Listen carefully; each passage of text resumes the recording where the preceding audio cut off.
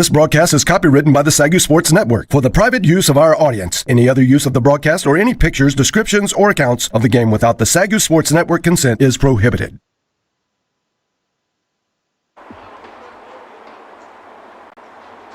Welcome to the SAGU Sports Network. We are live from beautiful Lumpkin Stadium here in Waxahachie, Texas. We're here for another college football Saturday between the Texas Wesleyan Rams and your hometown SAGU Lions. With me today, as always, is my broadcast partner, Tim Roberts, and we are joined once again by Midwest Sports Net, Joey McWilliams. Joey, Tim, how are we doing today? It's a beautiful day where I am. Looks great where you are. It's a nice day. It's a nice day out today, Tim. It's a sunny day. We'll hear more about the field conditions in a minute, but it's a little bit warmer than most might expect for almost mid-October, but that's just Texas. That is just Texas. Yeah. If you don't understand, that's just Texas. Yeah, so, I mean, it's warm. It's raining last week. It's cloudy. It's a little bit humid. And then today, not a cloud in the sky. It can't make up its mind at all. So, Joey, where are you coming to us from? Where are you at? I am coming to you from beautiful Durant, Oklahoma, in the southeastern portion of the state. And I know there's some other big game going on involving the Red River. I'm on the north side of it right now, and I have to tell you that folks that are cheering the way I'm cheering aren't real happy. So that's a halftime thing. We'll talk about that later. I feel like this is the biggest rivalry game in North Texas today. I don't know what else you're talking about that could be happening anywhere near here. No clue. No idea. Well, let's talk about the broad spectrum of things. We're not talking NCAA right now. We're going to talk NAIA, Joey. You are, of course, one of our resident expert NAIA spokespeople, if for lack of a better term. So let's talk a little bit about the top 10, because, as you know, we talk about this every time we do this. It's a little bit different in the NAIA. It's not an every week update as far as the rankings go. It's every 2 weeks. So there's a little bit of time that goes in between. It's a little tough. You got to win 2 games to try to climb the board. So it's a little bit harder, but let's walk through a little bit of the top 10, Joey, and tell us your thoughts about what we're seeing. Well, I think really at this point that these teams are who we thought they would be at the start of the season. To borrow an old phrase there, they are who we thought they would be, and that's just the way it is right now. I mentioned before, I'm not really a fan of the bi-weekly polling. I'd love to see it happen every week, and I appreciate the movement that goes up and down. One of the things about this too, though, is that you've got within this top 10 there, and again, those top 5, all undefeated, a couple more in the top 10. You include Georgetown, Kansas Wesleyan. 7 different conferences or divisions are represented through those top 10. So things are going to start shaking out here pretty quickly. You get Georgetown, Lindsey Wilson next week. The week after that, Concordia and Marion are going to face each other. And then a huge game on November 6th between Northwestern and Morningside. Northwestern hosting that game. I actually have them with a little bit of an edge over Morningside anyway right now. So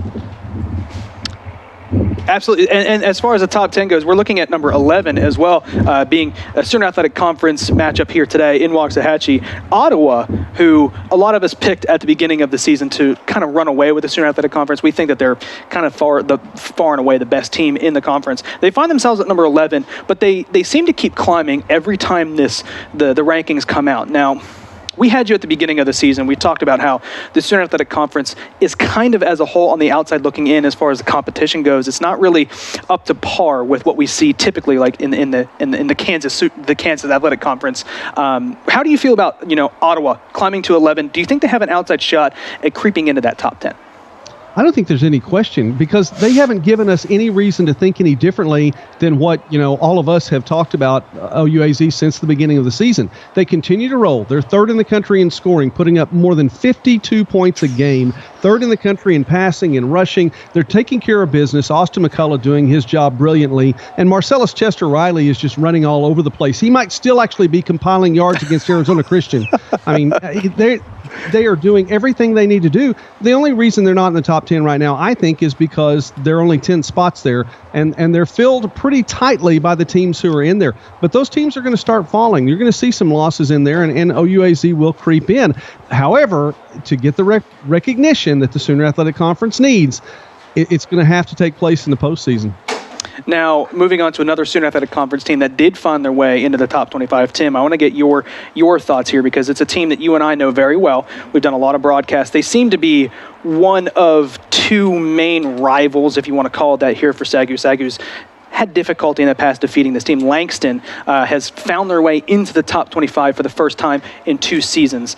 They used to be a perennial powerhouse. They were in the top 10 at one point during their program's history. Now, Do we think they're on their way back? Are they back? What do you think, Tim? I mean, if they have had their season perfectly divided, sitting right there at top 25, at number 25, so they're right on the cusp. They still have to play SAGU, Texas Wesleyan, Arizona Christian, and Ottawa, Arizona. So they've taken care of business is what they've done. They've taken care and won all the games they had to win. They're undefeated, and they have enough of a legacy that's got them in the top 25. But obviously these pollsters and all of us are waiting to say, okay, if you can beat these other teams, then you're back. Langston's back. They're running away like they used to with the CSFL in the early days of the Sooner. They're running away with it, but there's some very tough games ahead of them. I mean, I would still anticipate seeing a loss or two over the next 4 to 5 weeks. But if they're back, then they are absolutely, and they will climb. If they win those 4 games against the 2 teams out here and then the 2 Arizona squads, essentially the 2 North Texas squads and the 2 Arizona squads, if they go 4-0, then there's no question they're in the top 15 and going to the playoffs.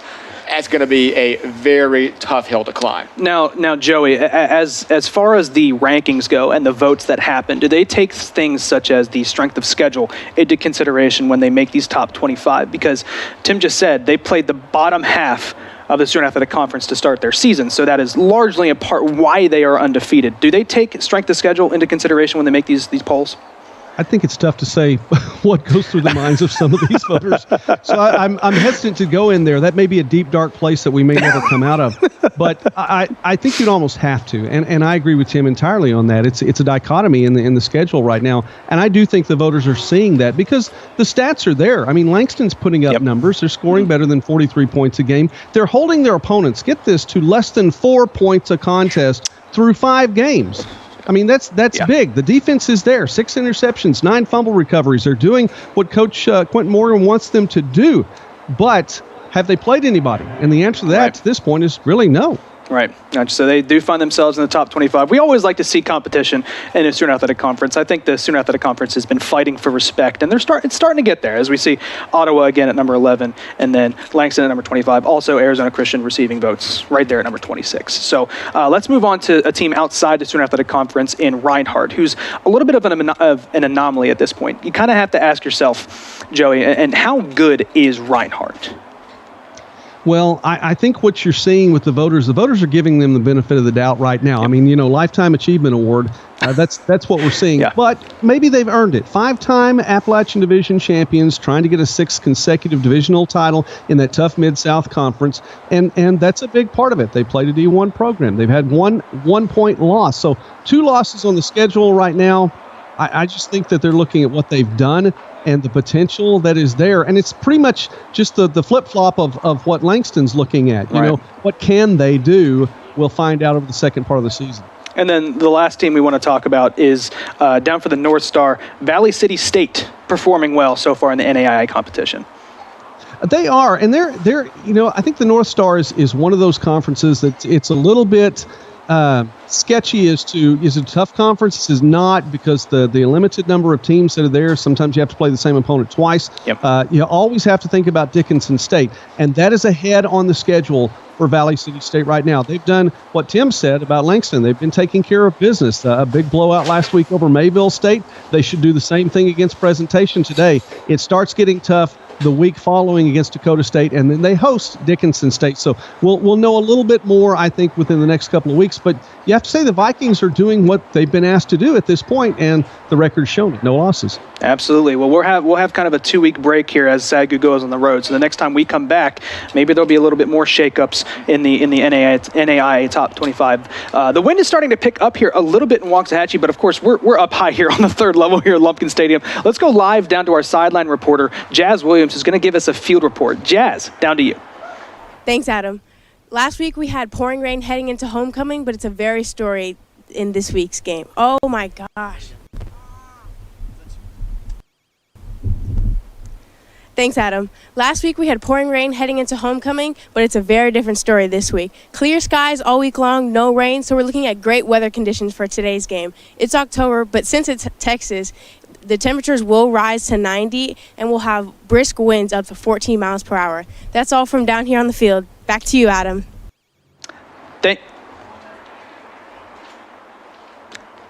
Thank you, Jazz. It's a beautiful day here in Texas, about 90 degrees. Like she said, the wind is starting to pick up a little bit here across the stadium. So we'll see how that plays. Joey and Tim, let's talk about the Sooner Athletic Conference matchups that we're looking at this week. Last week, of course, we like to make our picks. The guests and myself had our first loss last week as far as the predictions go. Louisiana College with the upset over OPSU. A little bit of shame on my part, but we all did kind of picked the matchup to happen in OPSU. We had a little too much faith. Louisiana College to this point, you've pointed it out a couple of times, Tim. They have had a difficult schedule to start the season, so they are a lot better than their record may indicate, and I think myself and our guest, Corey Thorpe, last week kind of read a little bit too much into that. And I think if you go back and check, we probably all put the caveat that Louisiana College isn't going winless this year. We knew there was going to be a win. Yeah. And I think maybe we were just kind of thinking, probably not this week. OPSU's, has a little bit more experience, but they pulled it off. So you now have a new team looking to begin that climb up the Sooner Athletic Conference. Louisiana College has looked sharp in their first year. They absolutely have. They absolutely have. So let's talk about this week. We'll put last week behind us. The guests and myself, the loss had to come from somewhere. We're not perfect. Yeah, you can't finish the season perfect. There's going to be. I try. There might be a blemish or two on my record. Who even knows? Who even knows what the numbers up there say? Let's talk about the games this week. And the first one, the aforementioned OPSU. They are taking on Wayland today at 2 o'clock in that time slot. I have taken, maybe against my maybe lack of better judgment, but OPSU I took again this week. Wayland took a whipping last week against Texas Wesleyan, but I think Wayland Baptist has been kind of disappointing this year, so I'm going to go with OPSU. Tim? I was a little disappointed in both these teams this year. They were who you thought might be fighting for that second tier. They've both kind of fallen down. I'm going to go PSU as well, just because Wayland, like you said, they've taken some big losses this year. I think they've got some work to do up there to get back where they were. Joey, how do you feel about this matchup today? I think it's going to be easier for Panhandle State to bounce back than for Wayland there. I'm going to go ahead and take the Aggies as well. And I heard Tim talk about, going out to play at Wayland, that you drive, and then it's out in the middle of nowhere as to where Wayland is. Tim, have you ever been to Goodwill? If I talk did, about way on out there, and so that's these guys, they know about playing way on out there. So I'll take the Aggies. I'm taking the Aggies. So across the board, OPSU in that first matchup. Move on to the second matchup. Again, it is a 2 o'clock game. Arizona Christian taking on Lyon. I think this one may be a no-brainer. Arizona Christian receiving votes just outside that top 25 in the country. They are a Sooner Athletic Conference powerhouse, and Lyon, who has struggled a little bit this season, I'm going ACU, the Firestorm. Firestorm bounced back well from their loss to Texas Wesleyan earlier this year. Suffered that big loss to Ottawa, Arizona. That kind of puts them out of the conversation for the conference title, but I think they get a big bounce-back win against Lyon this week. Joey, how about you? I think they've more than struggled just a little bit this year. I think they've struggled mightily, and for Coach Chris Douglas, he has a great work to do there. It's just not happening right now. And the thing about Lyon, if there's one positive to look at, Lyon has gone down in their scoring week after week. I mean, 0-5, they've scored 14 points, then 10 points, then 7 points, then 6 points, then 0 points. And to my knowledge, you can't have a negative number on the scoreboard. So I think that's a positive. They can't go down anymore this week. So I think Arizona Christian across the board, all the same. You guys we're just all picking the same team this week. That's what it looks like. Let's move on to the leader in the Sooner Athletic Conference, the number 11 ranked Ottawa of Arizona, taking on Texas College. I have a feeling we're all going to have the same pick here as well. I'm going to go with Ottawa of Arizona. I think this one's a no-brainer. They're almost a top 10 ranked team for a reason. Like Joey said, over 50 points a game. It's tough to stop for anybody. Yeah. Tim? I mean, Adam, you know how I love an upset. Ottawa, Arizona. Yeah. Joey, how about you? The only thing that stops OUAZ today is Coach Mike Nesbitt.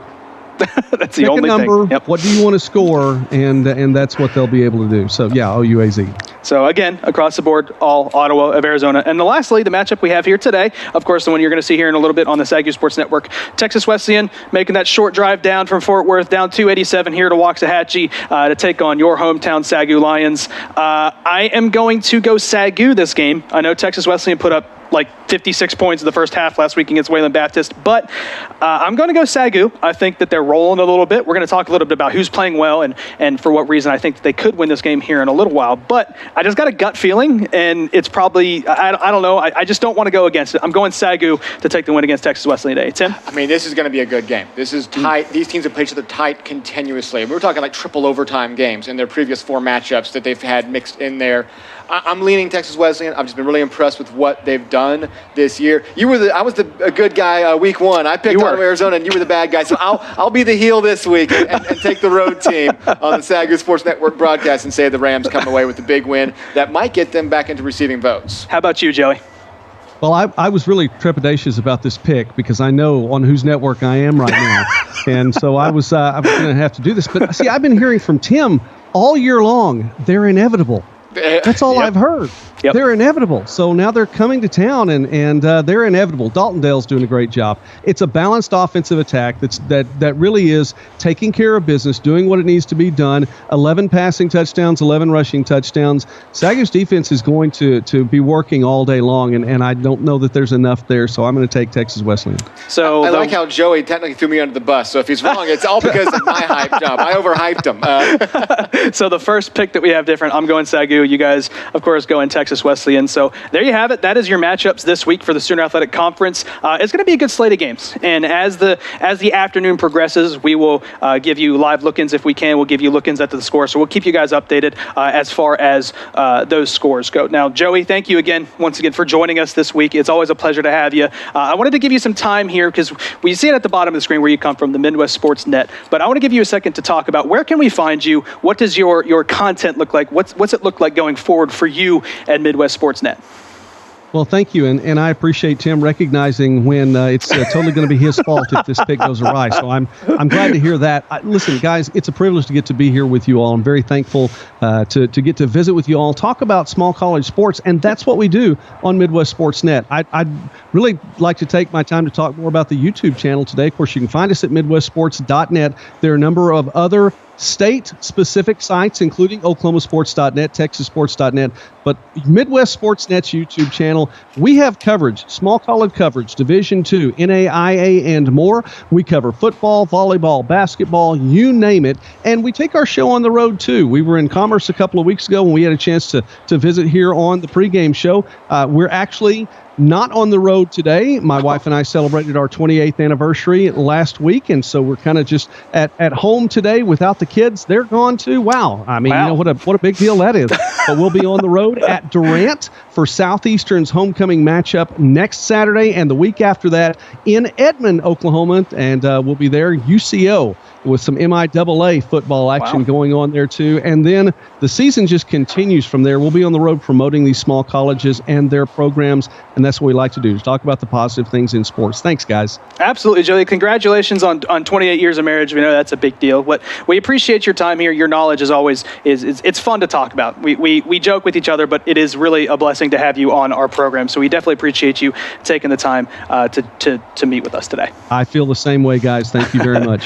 Absolutely. Joey McWilliams from MidwestSports.net. Don't go anywhere. We're going to talk about the matchup happening today here in Waxahachie between the Texas Wesleyan Rams and your hometown SAGU Lions. Don't go anywhere. We'll be right back here on the SAGU Sports Network.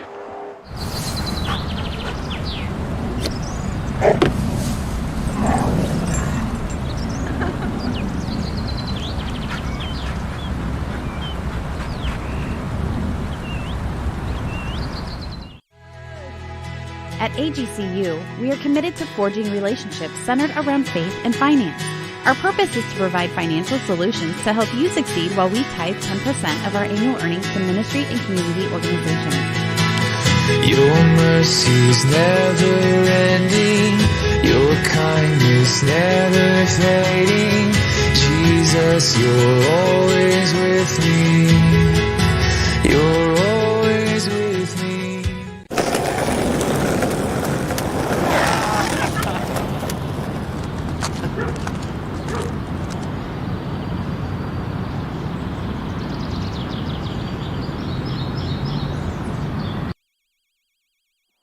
Welcome back to the SAGU Sports Network. We are going to be diving into the Texas Wesleyan SAGU matchup here that we're going to see in just a couple of minutes.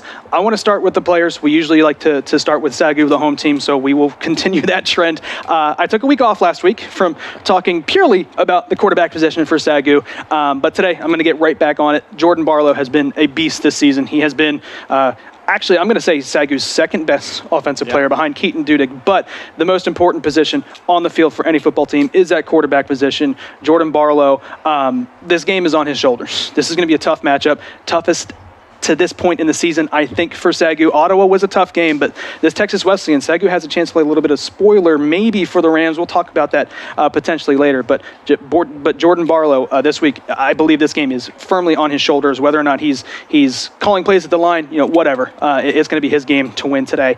Moving on to a name that we call a lot during the games. We talked about him a lot last year. It seems like he's been here forever. But Big 99, Keandre Belcher. When you're in a tough game like this with Texas Wesleyan, who's got a pretty balanced offense, the game is won and lost in the trenches. Now, Keandre Belcher is a guy that can handle the trenches almost by himself. He is a force to be reckoned with in the middle of the field. So Texas Wesleyan comes in averaging 200 plus on the ground per week. Very, very good rushing attack. So look for Keandre Belcher today to get involved up front, maybe cause a little bit of chaos in the backfield. And then lastly, we're going to stay on the defensive side of the ball. Not only does Texas Wesleyan have a good ground attack, they've also got a really good aerial attack. Just a ridiculous team as far as balance goes. They're just good on both ends. Kevion Davis, SAGU's, I'm going to say number one corner. Their defensive backs have been very, very good this season, especially when they've been put on an island. A lot of man coverage. Kevion Davis has been the best in man coverage on the outside. We'll look to see how he's tested today, but he has been a very, very efficient defensive back for SAGU. He's going to be tested this week. It's a good offense. He's going to be tested, so we'll see kind of what's going on for SAGU's defense. Yep. Now over on the Texas Wesleyan side, sometimes you like to give player of the game to watch the entire offensive line. I'm doing a little bit of that right here with what I'm going to call the law offense of Epperson, David West, and Caesar. That is the three freshman running backs for Texas Wesleyan that have received an amazingly even set of handoff splits. Their splits are very similar, and these are guys who are getting the ball all game long. They average over 7 yards a carry each, and they all have at least 2 touchdowns, while they're averaging almost 200 rushing yards a game. So we talk usually about a 2-headed rushing attack. They truly have a 3-headed rushing attack over there that can give you different looks throughout the game. So it's not just shutting down one guy. You have to have plans for all three. Second, defensive lineman Adrian Johnson. He leads the entire NAIA with 8.5 sacks on the season. For reference, that's 4.5 sacks more than Jordan Barlow has taken all season. The offensive line has been very stout. So if Adrian Johnson keeps to his pace and adds another 2 sacks or so, that's going to be a very different game than what Jordan Barlow is used to seeing. When you got a monster like that who's the NAIA in anything, you know you could have a long day up front for that offensive line. Lastly, DB Elijah Hall. He has 3 picks on the year and leads the team with tackles at 6.3 a game. But I really want to focus on those 3 picks. That's something that Texas Wesleyan does so well, taking the ball away. I'll touch on that here in a bit more when we go into actually keys to the game. But again, if you just keep adding to those numbers, if you keep bumping those big game-changing stats, they're not necessarily replicatable sometimes. You're going to go against interceptions. But if he leaves today with 4 on the season, it could be a very different game than if he doesn't. Absolutely. Now we're going to hear from the man who's going to get these players motivated on the field for Texas Wesleyan. Our sideline reporter, Jazz Williams, is live with head coach Joe Pruitt. Jazz, down to you. Thanks, Adam. Coach, you had a strong win against Wayland Baptist. What was your focus in that game to create such a dominating performance? We really just we focused on execution more than anything else. It wasn't about any kind of magic plays or magic scheme. And a lot of opportunities presented themselves, and we were able to capitalize. And that normally doesn't happen to that degree, but it did that day. Your team has been lighting up the stat sheet both on offense and defense. How will that play in today's game, and what do you have to do to keep that up against the Lions? I think it's going to be probably our toughest test, of the year so far. I think that SAGU is possibly one of the most balanced teams in the conference. Their defense is really, really strong. The D-line is outstanding. Linebackers are experienced. The secondary can fly. The whole offense is very experienced as well. Probably one of the best quarterbacks, if not the best quarterback in the conference. We got our hands full, and will we be able to? I don't know. It may be a roadblock. A stump in the road, but may not be. I think it's going to be a great game. Thank you so much, and good luck today. Back to you, Adam. Thank you, Jazz. Thank you, Coach Pruitt. I'm telling you, I love it when a coach proves me right, talking about Jordan Barlow being maybe the best quarterback in the conference. That's high praise. That's very high praise, considering we know who we've seen this year so far in the conference. There's a lot of good quarterbacks, but Jordan Barlow, again, he's excelled at being, you call him, a gamer. Yep. Maybe he doesn't throw 500 yards a game, but he's there when you need him. Absolutely. So let's talk about the keys of the game here. We'll start with SAGU, the home team. We talked about it with Keandre Belcher, winning the battle up front as a whole for SAGU. If they can have the Rams abandon the potent rushing offense and have to try to air the ball out, you got to try to take one of the two away. And I think there's going to be stopping the run and having Texas Wesleyan try to get it done in the air, get after the quarterback. Win the battle up front, get some pressure, and make him uncomfortable in the pocket. Moving on, keep Texas Wesleyan's offense off the field. It kind of goes hand in hand. But Texas Wesleyan's offense, when they're on the field, they're scoring. Last week, put up 56 points in the first half. That's tough to do. Against any team, be it Wayland Baptist or SAGU, 56.5 is ridiculous. So keep Texas Wesleyan's offense off the field. You only average about 31 minutes time of possession due to the SAGU line. So they got to up that to about 34, 35, 36 today to have a chance. Just try to keep your offense on sustained drives. Absolutely. So the last one is going to be score often.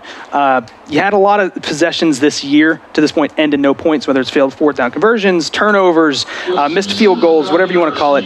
You got to turn those into points, whether it's 3 or whether it's 6. You got to turn those into points in order to compete with Texas Wesleyan. Yeah, so my keys for Texas Wesleyan, stay efficient. They are the number 10 scoring team in the nation while only being 24th in yards gained. They are so, you talk about SAGU having drives in without points. Texas Wesleyan does not do that. They finish drives aided by turnovers a lot. I always say my baseline for efficiency is 7 points per 100 yards. Texas Wesleyan is at about 10 points per 100 yards gained this year. So they have been a very efficient offense, aided by turnovers, which is my next point, steal 2 drives. They are 4th in the NAIA with 9 interceptions this season. If you can steal 2 drives in a game like this, that's good. We talk about defense a lot. While we're imagining this being a pretty high-scoring game, we would think. That's what you see on paper. If you take away 2 possessions from the Lions, win the turnover battle by +2, you've got this game in the bag. I said this last week, I'll say it again, stack the box. Keaton Dudek has become essentially the nice edge for this offense, leading the way both out of the backfield on passing and straight up the middle. He is averaging, the entire Lions rushing offense is averaging 7.1 rushing yards per carry. That's second in the nation. So per yards per carry, this is the second best running team in the nation. So again, I say trust your DBs to cover those receivers, trust your corners to pick the guys up, stack the box, and keep Keaton Dudek from beating you today. Absolutely. We're going to go down to the man who's going to lead the SAGU Lions on the sideline this week. It is Coach Ryan Smith. Jazz, our sideline reporter, down to you. Thanks, Adam. Coach, big homecoming win, 50-6. What strategies from last week's win are you going to carry over into today's game? I think just establishing the run offensively and just staying within what we do based on our guys and their abilities. And just being consistent. You want to consistently get better. In order to do that, you've got to continue to do the things that's got you to this point. Defensively, a little bit of change identity going into last week, so there were some wrinkles to work out. We've done that, and we feel really good about what we're doing schematically on defense. And then our deal is we're always trying to create advantages in special teams, which we continue to hope to do as well today. The Rams are also coming off of a big win. Quarterback Dalton Dale threw for 297 yards and 5 touchdowns. How will you counteract this offensive force? Just doing our job. That's been our big thing on defense all week is do your job. Don't try to do anyone else's job. Stay schematically sound, level integrity, gap integrity, sound coverage. Do the things that we coach our defensive guys to do. And if we'll do that, we'll be fine. But we have to just not try to do anyone else's job and do our job. And that's going to be the biggest thing today. Thanks, Coach, and good luck today. Back to you, Adam. Thank you, Jazz. Thank you, Coach Smith. I love when I hear little coachisms in the interviews. Do your job. Those 3 words I think are probably used by any coach more than any other phrase. But, Tim, you get the feel between the interviews between Coach Pruitt and Coach Smith. This feels like a pretty big game, and I think they feel it. It really is. Not only just for who's kind of, you got the rivalry, who's on top this year, but in the standings, Texas Wesleyan still has a shot at the conference. They lost, of course, to Ottawa, Arizona, but if they are able to win out and Langston beats Ottawa, Arizona, they could enter into a 3-way tie and still potentially come away with the conference title. So they've got to win this to stay alive in that chase. For SAGU, it's about establishing yourself as potentially the second best or third best team in this conference. You're fighting for that second level. There may not be a first level this year. It may be Ottawa, Ottawa, Arizona, and everybody else is fighting for second. If so, you want to be second. You want to be that team that's finishing with a winning record and saying, hey, next year we can be the guys to knock everybody off. So this game, again, between the Rams and the Lions, maybe a little bit more implications for the Rams. Like you said, they're not out of this yet. We do talk about how good Ottawa of Arizona is in the Sooner. Again, almost a top 10 team in the country. That's not just, they're not top 1 team, 2 team in the Sooner. They're almost a top 10 team in the entire country. They're not quite running away with it yet. The way we talk about them, it sounds like they're running away with it, but it's not. The Rams are not out of it at all. They've won the games they need to, but all it takes is one loss. If the Rams win out, then you're looking at tiebreakers and everything, and I'm not going to pull out the rule book to go to tiebreaker number 37 right now. We'll talk about that in a couple of weeks. If we're not there yet. We're not there yet, but the Rams still, if they win today, they're still alive in the conference for sure. Absolutely. So we are in store for a very good game here between the hometown SAGU Lions, and again, the rivals just to the north, Texas Wesleyan from Fort Worth, the Rams. So don't go anywhere. We're going to go live down to the field with the opening prayer, the national anthem, and then of course the coin toss right here on the SAGU Sports Network. Welcome to Lumpkin Stadium in Waxahachie, Texas, for this contest between your SAGU Lions and the Texas Wesleyan Rams of Fort Worth, Texas. At this time, we would ask everyone to stand and remove your hat as we honor God with prayer. Then, please remain standing and face the flag as we honor our nation with the singing of the national anthem of the United States of America, performed by SAGU student and football player Jedediah Massey.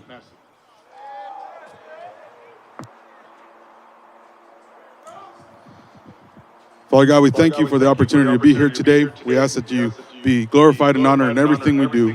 We pray for every one of our athletes that would have a game free from any injury. We ask your protection and your blessing upon this game today. In your name we pray. Amen. Oh, say, can you see by the dawn's early light what so proudly we hailed at the twilight's last gleaming, whose broad stripes and bright stars through the perilous fight o'er the ramparts we watched were so gallantly streaming, and the rocket's red glare, the bombs bursting in air, gave proof through the night that our flag was still there. Oh, say, does that star-spangled banner yet wave o'er the land of the free and the home of the brave?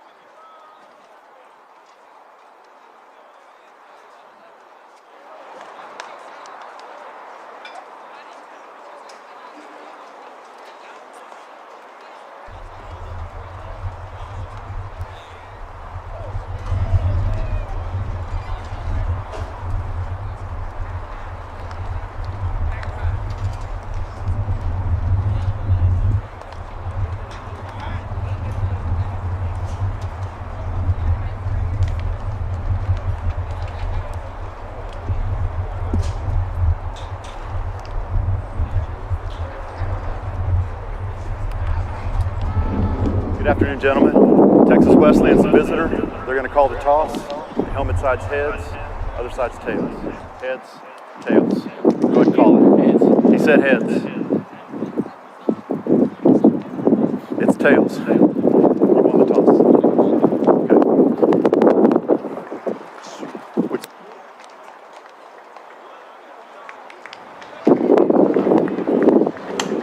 Texas Wesleyan has won the toss. They will receive.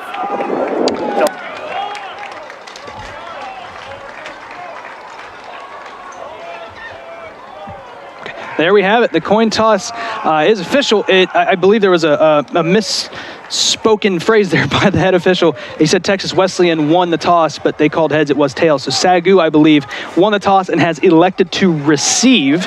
So they will start out on offense as we see return man Adrian Rowell, who's made some splashes in the return game, as well as Jalen Moss back there to return this opening kick from Texas Wesleyan. And indeed, SAGU will start out on offense to start this game. So we will see what Jordan Barlow can do with the first possession. They've actually been pretty good on their opening possession so far this season, Tim. They put a lot of points on the board early, which is really how you want to set the tone. Yeah, I mean, obviously, if you accept the ball, it's kind of that gamble. You know, we talk about every week how SAGU doesn't seem to have a clear strategy on this. They kind of go week to week, and this week they want to get out and put the first points up. If you don't, then you're playing one possession down for the rest of the year. But they have come out with some very good game plans on the first drive. You talk about scripting, you know, some teams do it, some teams don't. You script the first 10 or 15 plays. If they do that, they've looked pretty sharp when they come out of the huddle for that very first drive this season. We are ready to go here. Daniel Trejo will kick off for Texas Wesleyan. The kick is up, and it is going to be fielded. No, it is not, through the end zone. So we see the effect of the wind that time as it goes well into the end zone off the foot of Daniel Trejo. So SAGU will start with possession at the 25-yard line. Yeah, we got a pretty strong wind coming out of the east today, and anybody who's ever been in Waxahachie, you know how that can impact this football field sitting right here parallel to Highway 287. There's not a whole lot blocking that wind. And you've definitely seen some kicks in the day get aided or get batted down. And it's just strong enough today that I could see it impacting even the passing game some. Absolutely. Going into it. In SAGU's face, blowing from right to left on your screen. So Barlow will start, sending a man in motion. So he's got an empty backfield, 4 to his left. Quick header to the outside screen, trying to get something going here in the short passing game. And he breaks a tackle, and he is down after a good gain there on first down of 7. Always love a play with any sort of motion. That's anytime you have motion. And a good job here of coming back and laying a clean block. That is a very dangerous block to throw right there. You can easily see that get a block in the back, but a solid job to free that up for a little bit. Otherwise, there's going to be a gain of 2, a block made by Javante Harper. Keaton Dudek checks into the game for the first time. Javante Harper was in the backfield that first play. They send Zachariah Johnson in motion. Here's Barlow. He's going to take a quick hitter. Jamal Long over his head, just out of reach. Had a step or 2 or 3 on his defender. And Barlow just a little off target. Yeah, if he puts that straight into Jamal Long's hands, he might be gone. But that's where you might see that wind. That might have been overcompensating, knowing you have that strong wind. SAGU. And SAGU with a first warning. Sideline warning already. They had 2 of those last week, and one, obviously the second one leads to a 15-yard penalty. So get on the get-back, coach, right there. 3rd and 3 here for SAGU's offense. A crucial 3rd down here. They come out in bunch. Dudek in the backfield with Barlow. Got to get the snap off, and they do. Barlow back to pass. He's pressured, and he's brought down, and there you have it. You talked about it. Adrian Johnson getting the first sack of the game. I mean, just strength. Throws his guy to the ground. Clean read on Barlow. He's not going anywhere. You see 3 plays into the game why this man leads the NAIA in sacks. An offensive line that has kept Barlow's jersey clean for 5 weeks, essentially. 3 plays in, takes a sack. He's at 9.5 on the year, and that could be a force to be reckoned with for 4 quarters today. He almost looked untouched on that play. You got to think on that backside. You got to. And the thing is, I think he was touched. He just threw his guy to the ground. Fair catch called for and brought in at the 40-yard line, and that is where the Rams will take over. Anthony Bobb doing the returning duties for the Rams. It's a good field position here for Texas Wesleyan and Dalton Dale in their starting offense. Dale standing 5'10", 175, wearing number 1. The sophomore leads this Rams offense. And you can see how they can be so efficient. You have a great defense right there. It gives you a 60-yard field to work with. 1st and 10 here for the Rams. 3 out wide to the left. And they will hand it off. First carry of the afternoon goes nowhere. SAGU does a good job of holding that one to just 1 yard.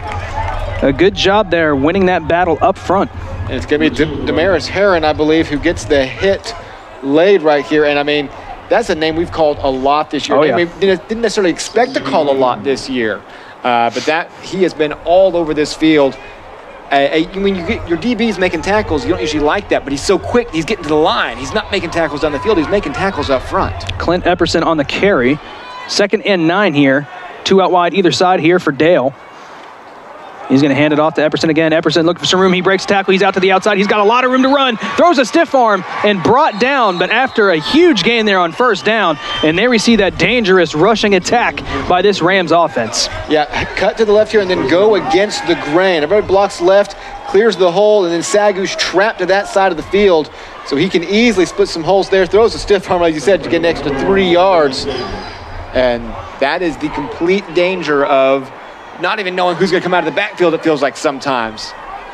So new set of downs here for Texas Wesleyan. Epperson still in the game. Back to pass. Here's Dale. Snags the snap with one hand across the middle. He's got a man wide open. Makes a cut and then ducks forward for the 1st down and then some. Needed 10, got 15 on that reception by Charlie Simmons. Do a great job of spreading the SAGU defense out. He had Epperson in the flat if he wanted him, but he has Simmons further down the field. Back-to-back 1st down plays has Texas Wesleyan set up beautifully here at the 26-yard line. They are marching, threatening here in SAGU territory.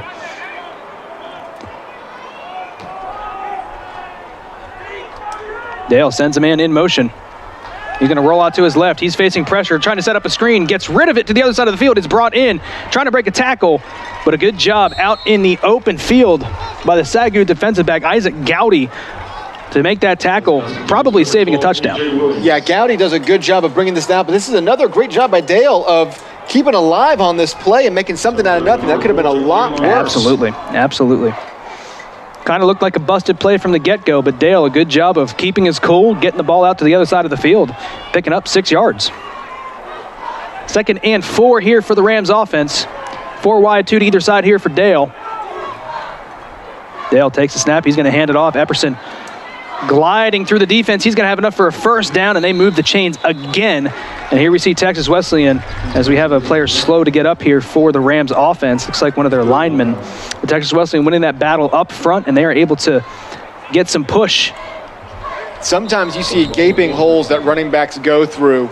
That is even more spectacular right there when you have an offensive line that is just winning individual battles one at a time, essentially creating layers to the SAGU defense that Epperson is just able to take left, right steps all the way up. Starting center for the Rams, Peter Svoboda, is down on the field. He got up for a second, but could not put any weight on, it looked like his right ankle. So he's being tended to right now by the trainers as we have a timeout.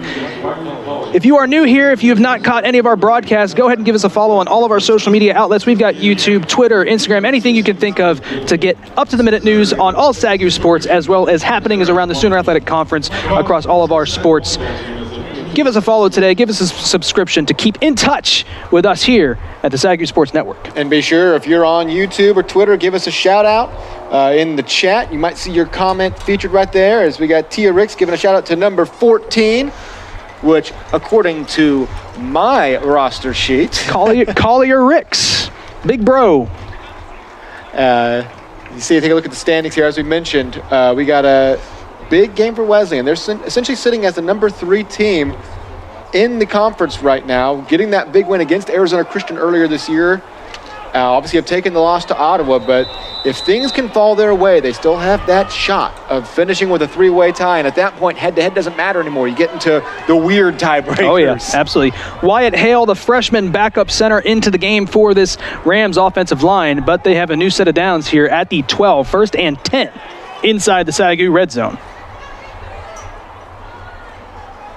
Here is Dale. He's back to pass. He scrambles to his left looking for something. Has a bunch of SAGU defenders with him, just dumps it out of bounds.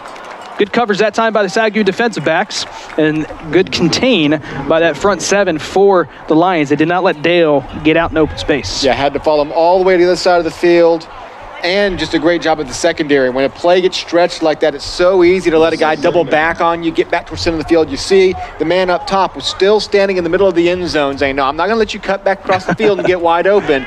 So it was a really good job of crashing down on that rolling play. We've seen SAGU with good red zone defense so far this season. A lot of bend but not break drives for the Lions defenders. We'll see if they can pull another one out of their hat today. 2nd and 10. They will hand it off. Epperson wrapped up quickly by the SAGU front seven, and they will bring him down for no gain. It's going to be 3rd and 10. Drake Rodriguez heavily involved there, as well as Zach Nelson on the tackle. Yeah, it was Nelson who got the first hand, but there was a host of Lions coming afterwards. That's just a team win up front. And if your team win involves Drake Rodriguez, then there's just not much hope for that rushing play. 3rd and 10, the first 3rd and long situation Texas Wesleyan has faced here on this drive. You'd think they'd love to get 7 here to start this game and go out in front. 3 out wide to the left for Dale, 1 to the right. Epperson in the backfield. He's going to take the snap. He's back to throw. Steps up in the pocket. He loses control. It is a fumble, a live ball. SAGU, can they fall on it? They are pointing that they have possession, and I think that they do. Waiting on that. I haven't seen a signal, so I don't know what they're going to discuss, whether that was a forward pass or a fumble. That from up here, that looked clearly like it was a fumble. It looked like it came out of his hand free, like it was a free hand coming forward. We'll see the replay here. This will show us perfectly. Clearly on replay here, that is a fumble. That's going to be tight. And they're going to rule it incomplete. Wow. They are going to rule that he still had just enough possession of it as it went forward, that it was an incomplete pass. Don't know if that's a full tuck rule right there, but it is that is awfully close. See another replay right here. Oh, that sure feels like he loses control as he's going back, and that is a loose ball coming forward. See one more look at it here. See the instant the ball slips out is right. Oh, we have the benefit of replay up here, but from on the live look, I mean, I thought it was clearly a fumble, and the players reacted like it was a fumble. The kick is up, and it is good, and Texas Wesleyan off the foot of Daniel Trejo will take a 3-0 lead. Probably a break there for the Rams, as that 3rd down play looked to be clearly a fumble on the, I'll call it a pass attempt because that's what they called it, an incomplete pass.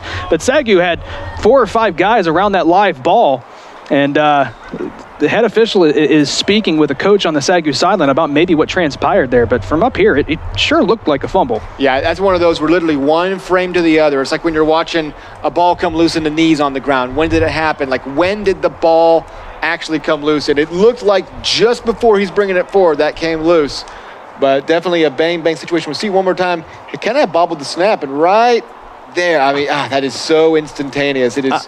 I mean, whatever the ref on the ground thought he was going to, I mean, even if you could review that, honestly, if you had instant replay in the NAIA, I don't know that they could overturn it if they ruled it a throw on the field. It is that tight, but... I'm going to go against you here, Tim. I don't think it's that close, but that's just me. I just don't think it's that close. But regardless, Texas Wesleyan out to a 3-0 lead here. SAGU's defense doesn't give up a touchdown.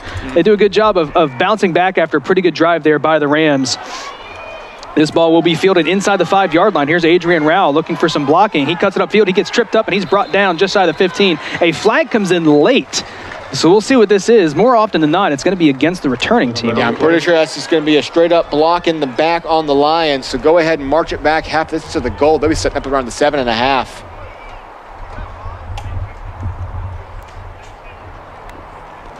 Block in the back. Yep. Number 9 of the return team. Half the distance to the goal. First down. Again, Zachary Johnson with the block in the back. And as you said, half the distance to the goal. So they'll be setting up around the 7 or 8 yard line. So they've got a lot of work cut out for them. SAGU went 3 and out their first drive.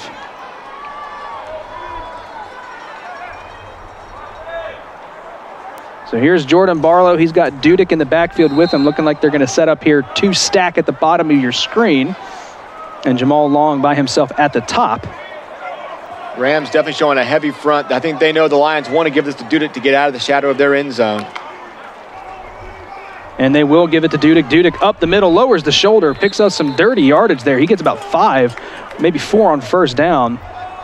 Got just what they needed for first down. And again, get beyond the 10-yard line. That way, even if you have to punt, you're not standing in the end zone. A little bit of room to work with, give you a very favorable second down to scheme for. 2nd and 5, so they will get him 5 yards on that carry. They split out Johnson, make it 4 wide here for Barlow, 2 on either side. 2nd and 5. Sends Zachary Johnson in motion. Barlow back to pass, dumps it off to Dudek. Dudek gets it out of the backfield. He's got a lot of room to run. He's down past the 30, ducks out of bounds, and that's enough for a first down, and SAGU is moving now. They get out of the shadow of their own end zone, and now they're set up pretty just shy of the 30-yard line. And Dudek, Barlow had to get this one out immediately. The blitzer was in his face from the snap, essentially. Elevates the ball just enough. You'll see the replay right here. Yeah. Being pursued from the beginning, but when you get it out that fast, that means there's one fewer guy out there. So if you can make that work, as Barlow just did, you pick up a big gain out to almost the 30-yard line. 1st and 10, 2-stack either side. Barlow takes a snap. He's going to hand it, or keep it himself. Keeps the handoff, spins, and he's brought down after a good carry there on first down on the read option by Jordan Barlow. Good carry there on first down, makes it 2nd and 3. Seen them execute this read option pretty well a few times, and yeah, that one, it worked to perfection. Kobe Adams was completely fooled by the fake handoff to Dudek. Completely pursued Dudek up the middle, had no idea that Barlow still had the ball to pick up that easy 7 yards. 2nd and 3 here for Barlow. He's got stacks at the bottom of your screen, 2 out wide to the left. Pistol formation. He sends Zachary Johnson in motion. Hands it off to Dudek. Dudek met quickly by a host of Rams, but he keeps his feet, ducks forward, and does a good job of fighting after the initial contact and gets enough for the first down. Yeah, Dudek's going to get this first down going backwards. He gets turned around right here, and is just going to keep fighting his way backwards. That's how quick he is and how quick he can make adjustments on the field, that even when he's kind of had his feet planted, he can just lean with his back forward to get that extra half yard he needed. And yeah, another fresh set of downs for the Lions. He looks small on the field, but he's got insane lower body strength to keep that going running backwards. Barlow sends Dudek in motion back to him in the backfield. Lines up to his right. Hands it off to Dudek, and Dudek is hit quickly, and one of the few times we've seen this season, Dudek is brought down for a loss. That one a loss of 2. Yeah, it's going to be Dylan Petway who's going to shoot the gap and immediately disrupt Dudek's run. See the shoot right there, just hits that A gap essentially, goes right in, tangles up his feet, and then it's the NAIA sack leader. Oh no, sorry, it's Kobe Adams who just got faked out a second ago, who comes in, atones a little bit and throws him for a 2-yard loss. 2nd and 12 here for SAGU. It looks like they're going to line up an empty. 5 wide. Dudek splits out to the slot to the left, lining up with Jamal Long. So wind picks up a little bit here in Waxahachie. It's still on the face of SAGU's offense. Barlow back to pass. He steps up, facing pressure again, and he goes down. The ball comes out, and it's a live ball. Texas Wesleyan, you better run into the end zone. Wesleyan is going to take a 2-possession lead on the scoop and score by the big man. Number 58, Devon Granger, scoops up the strip sack into the end zone, and Texas Wesleyan, just like that, puts up 10 points, barring an extra point. And it's going to be hard to even see who to give credit to the sack here. He got hit instantaneously by 2 guys. And that is an easy run-in touchdown no matter who you are. The Lions were completely pushed downfield already. And credit to the secondary of the Rams there. Barlow didn't get the ball out as fast as he wanted to. He's been really good with quick hitters this year. He did not have the look he wanted, had to hold on to the ball for too long. And it's a scoop and score 9 minutes into this one. Not what you wanted for the Lions at all. Extra point is up, and it is good. It looked like it hooked a little bit to the left there, but ultimately finds its way through. So Texas Wesleyan goes up 10-0, and we see a little bit about maybe why they were able to put up 56 points in the first half last week. A defensive touchdown definitely helps. And that's something they excelled at, not just with defensive touchdowns, but getting those turnovers, giving their offensive short fields to work with. They gave him one to start the game at the 40-yard line on the punt after holding SAGU to a 3-and-out. And then right there, that was kind of big game stealing plays in a game like this that you know is so important and is between two teams who on paper are very, very even in the way they kind of execute and the kind of stats they have. When in one play you can take away any chance SAGU had of scoring on that drive and put up 7 points of your own, that alters things in a hurry. So we see how good that defensive line is at getting to the quarterback. 2 drives in a row with a sack for this for this Rams defense, and the second one just happens to turn into a strip sack that goes for a touchdown. As we mentioned, Jordan Barlow had only been sacked 4 times coming into this game. He's now been sacked twice inside the first 9 minutes on SAGU's first 2 drives. So this is a different defensive line than SAGU has faced at this point. This kickoff will go well into the end zone for a touchback. So SAGU will come back out on offense at the 25, trying to answer back against this Rams defense, who has been very stout so far this afternoon. And you got to think, this drive here for the Lions, it has to go down for a score, because you do not want to go down 3 scores potentially to this Rams team. You are in for a long afternoon if that is the case. Yeah, SAGU's found themselves down 3 scores twice this year to Ottawa, Arizona, and to Arizona Christian. They were able to rally back both times but not get the win. That's how you know. You know you have the ability to rally back, but that 3-score hill is a big one. And this is going to be a tough drive right here for the Lions, because the Rams have shown that they can cover you deep and they can get to your quarterback quick. Here's Barlow getting out wide to Long. Long goes up and brings it in. What a catch over the defender. Jamal Long has been a little quiet the last couple of weeks. They've tried to get him involved, and that time a little bit shorter of a gain. It's going to be a first down. Completely blanketed by Damian Francis, and that is just a go up and get the ball catch. Yeah, we mentioned Long. He had some big plays early in the season. It's kind of faded the last few weeks, especially as Dudek has become such a leader on the offense. But that is what Jamal Long can do, make a play out of nothing. Barlow sends a man in motion. 1st and 10, new set of downs. He's going to hand it off. Short run that time on 1st down. That one to Javante Harper, who we've seen get involved out of the backfield. The receiver have used him in some tricky situations out of the backfield. Yeah, run some wildcat with Harper, and again, a couple of just straight up draw plays like that one, and picks up just a couple of yards straight up the middle. 2nd and 7 after the 3-yard carry there by Harper, as Dudek checks back into the game. 3 out wide to the left, 1 to the right. Receiver at the bottom of your screen is Mike Mouton. Sends Dudek in motion, so it will be an empty backfield here for Barlow. Barlow back to pass. Quick hitter to Mouton. Mouton has it. He's slung down after the 1st down right at midfield. The quick pitch and catch to the sure-handed Mike Mouton moves the chains. And this is the way it's going to have to be for the Lions today, because even that one, he is still blanketed by his defender. You're just going to have to make quick passes and good catches. Darius Van Dyke was all over Mouton there, but Barlow's going to have to be sharp. You're going to have to run quick routes, make good catches. They've had 2 of them on this drive already. 2 first downs so far on this drive. They line up with 3 stacked at the bottom of your screen. Jamal Long at the top, Dudek in the backfield. Barlow takes a snap. He's going to hand it off to Dudek. Dudek looking for some room. He's got some room. He's past midfield, down past the 45. He's hit hard, but not after a good gain there on 1st down of 7. Call it 8 there on 1st down. It'll be 2nd and 2. And that time, Barlow does a great job of faking that he still has the ball and gets a defender onto him, letting Dudek go up the middle. And like I said, pick up a nice gain at 7 on 1st down. So that read option has worked twice for the Lions with opposite plans both times. 2nd and 3, they mark it back 1 yard, so it's a 7-yard carry there on 1st down by Dudek. Empty backfield here for Barlow.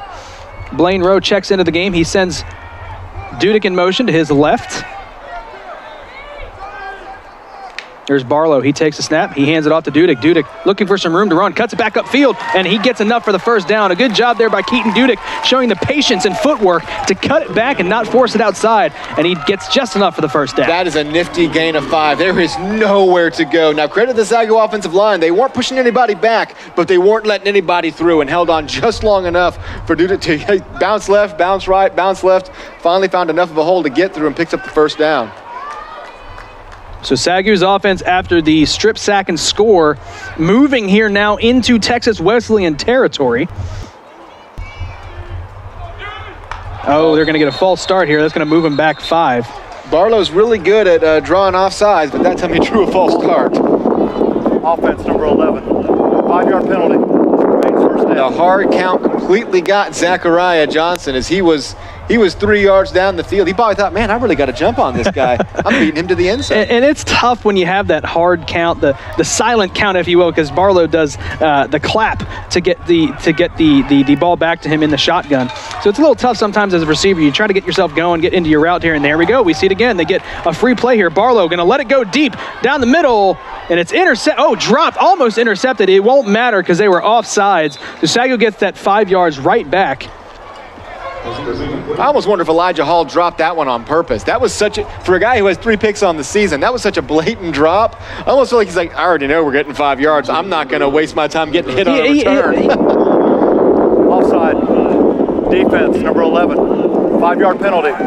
Remains first down. So SAGU gets that yardage right back after the false start, so no harm there. I think he is a smart player, a smart defender. He knew that the play would be blown dead. No risk in picking it off and risking anything there. That might have just been a straight-up drop, but he doesn't seem very upset. Like, as soon as he drops it, he knows it was 5 yards anyway. So, why get blindsided on a return that's going to be on a play that didn't matter? So, 5 back, 5 forward, all thanks to Jordan Barlow's hard count. Twice in a row. Here's 1st and 10 here for SAGU after back-to-back penalties. 2 out wide to his left, 1 to his right. Heavy package here for SAGU. Dudek in the backfield. Here is Barlow. Takes a snap. He's going to fake the handoff. He's going to take a shot deep. Looking for his man down the sideline, and it is incomplete. Had one-on-one coverage. Was looking for his man Tyson Nanette down the sideline. But a good job by Texas Wesleyan. Very good coverage. One-on-one. Darius Van Dyke again, just on his hip pocket. No way for him to adjust back to the field. It's completely in the way. And I haven't seen more than 2-yard separation between any SAGU receiver and a Texas Wesleyan defender at this point in the game. There has been nobody open, so to speak. There's just been spots to throw to. This Rams defense is very athletic and very good as far as the secondary goes, and take nothing away from that front 7 as well. They get after the quarterback better than most teams, if not all teams in the nation. It's a very good defense, and it's a tough task here for SAGU. They're going to get a timeout here. The play clock was running down, and Coach Smith runs onto the field and calls a timeout. SAGU takes their first timeout of the first half. I think someone needs to let our head official know that it's easier to say SAGU if he wants. He doesn't have to spell it out. But here you see up to the minute scoreboard across the Sooner Athletic Conference. Of course, 2 games right now. Oklahoma Panhandle State up 3-0 against Wayland Baptist. Arizona Christian starts the kickoff here in about 30 minutes here against Lyon. And then the game tonight, Ottawa of Arizona, the Spirit take on Texas College and the Steers. And then, of course, your hometown game, Texas Wesleyan up 10-0 over SAGU in this fierce battle between DFW rivals, the Texas Wesleyan Rams and the SAGU Lions. And that game we predicted, it's 3-0 up there right now. We all went OPSU, so at the moment they haven't let us down yet. Not yet. There you see up close action to the SAGU offense as they get ready here. The wind has changed directions. It's blowing kind of right at our face now here up in the booth. So it's blowing across the field from the top of your screen to the bottom of your screen at this point. So some shifty winds here in Waxahachie. And like you said, it gets tricky. There's not a lot to block the wind here. It's almost like a wind tunnel here in Lumpkin Stadium. So we are seeing 2nd and 10 here after the first down incomplete pass intended for Nanette and the SAGU timeout. They come out with 4 wide. Dudek in the backfield, 2 on either side here for Barlow. He's back to pass again. Steps up, gets down the sideline, almost brought in by Zachariah Johnson with one hand just a bit behind him, but Barlow facing pressure, barely got the ball out. And I say, I hadn't seen anybody open. That time Johnson was open. And Barlow just did not put the ball where it needed to go. If Johnson catches that, it's a touchdown. He's gone. And the Rams are lucky that they had enough upfront pressure to get the ball out of Barlow's hands early, or else this would be a 10-7 ball game. 3rd and 10 here. This has been very dangerous. Texas Wesleyan on their first 2 drives on 3rd down. They both resulted in a sack. The second resulted in a fumble that went for a touchdown. We'll see what SAGU does here on 3rd down. Barlow steps up. He's going to take off to his left. He's got a lot of room to run. He's down past the 40, 35, down past the 30. Barlow has got the first down. Couldn't get it done through the air so far this drive, so he does it with his feet. And there we see the heads up, the IQ of Barlow picks up the first down. Yeah, it's not always just anything fancy he does. It's just that he goes out there and does what he has to do to win on that play. And that time, Barlow's just going to stay alert, realize he doesn't have a guy open, see that he has the lane, and scramble as fast as he can to get to that corner, knowing he doesn't cut back to the middle of the field, just get to the sideline, pick up a big 3rd and 10 to keep this drive alive. 1st and 10. Here's Barlow. He's got 3 out wide to his right. Dudek to his right in the backfield. We've seen this formation a couple of times today. Barlow hands it off. Dudek cuts it back upfield, and he's brought down quickly after a short gain there. We get a little bit of a hand fight there after the play. Again, a little chippy here at Waxahachie. No flags, so no harm there. But it'll be 2nd and 9 after the 1-yard carry. They just didn't hear the whistle. They were both still just blocking. It's windy. Yeah, who can hear the whistle over this wind? They'll bring up 2nd and 9 as we are under a minute and a half left to play here in the first quarter. Texas Wesleyan with a 10-0 lead thanks to a strip sack recovery for a touchdown and an opening drive field goal for the Rams. And you said one of your keys was to keep the Texas Wesleyan offense off the field. Well, SAGU's done that, not necessarily for the best reasons, but they burned a lot of time this Barlow drive. gets hit as he throws. That's going to be incomplete, but he took a big shot there. And a SAGU offensive lineman slow to get up. It's hard to see who that is from up here. And it's again going to be Kobe Adams, called his name a number of times already, who's going to get the strong quarterback hit to eliminate any chance of that being a clean pass. Senior Roderick Williams was slow to get up, but it looks like he's going to be all right. I think he just kind of got fell on there after the play. That's always scary as a lineman to get, if you get someone falls on you from behind. That's always scary. You never know what happens with those knees. But he's going to be 3rd and 9. Here's Barlow, and that's going to move him back 5 as up at the top of your screen, Jamal Long got into his route a little bit early. Ball start. Offense, number 18. 5-yard penalty. Remain 3rd down. And that's what can happen when you've got a secondary that's been so tight on you all game long, that's not giving you the space you want. Is you start jumping out of those blocks early. You're doing anything you can. It's like a sprint. It's all about that first 0.1 second. Who can get off the blocks first? You're trying to get out just to create any separation. And now twice this drive, SAGU's jumped with a false start. So this is where the Rams defense, they pin their ears back and get after the quarterback. 3rd and 14. They bring pressure. They bring 5. Barlow goes to Jamal Long. He's got it. Down inside the 5, into the end zone. Did he get across? He did. Barlow to Jamal Long for the touchdown. And SAGU gets on the board, barring an extra point. 10-7. A huge play there on 3rd and long. I mean, that is what we were seeing earlier this year. Barlow hanging on for just as long as he needed to. Long gets open, has to go back and get the ball a little bit, of course. It's not a Jordan Long catch unless he has, Jamal Long catch unless he's turned around and had to go up for the ball a little bit. What a huge 3rd and long conversion for what's going to clock in at right at a 5-minute, 75-yard touchdown drive to get SAGU on the board in the final minute of the first quarter. Good snap, good hold. The extra point from Kieran Woodley is up, and it is good. And SAGU goes up, or answers back after the defensive score by the Rams with a score of their own, 10-7. And that was a huge touchdown because it started to feel like the momentum needle all the way in the favor of the Rams after that scoop and score. And a good job by the running back picking up number 44. As we've mentioned his name already a couple times, Kobe Adams. He was coming up the middle. He laid the block to give Barlow the time. And I'll tell you what else that did. That saved Coach Smith from making a very tough decision. You're about to run a 32-yard line. That really, with the wind in your face, you're not going to try to go out there and kick a field goal. So you might have been trying a really long 4th down in that spot, potentially not getting any points at all. And it was a very nice drive. So I think with the result and the play call that was drawn up, I think I probably would have punted on 4th down. If you're planning on going for it on 4th and 14, you're going to try to pick up 6 or 7 to make it 4th and manageable. But that one, it went for the home run ball, and he hit and makes it a 3-point game. SAGU with a big touchdown to get back in this one. And the kickoff from Woodley going into the wind. He's just going to pooch it. It's fielded at the 25. Weaving his way through defenders is the up man that time. That was Ernest Caesar. Probably doesn't do a lot of kick return duties, but hey, he got his hand on the ball. He tried to do something with it. Yeah, he must do enough work. Typically, you see a guy, one of the up men, is just going to call a fair catch.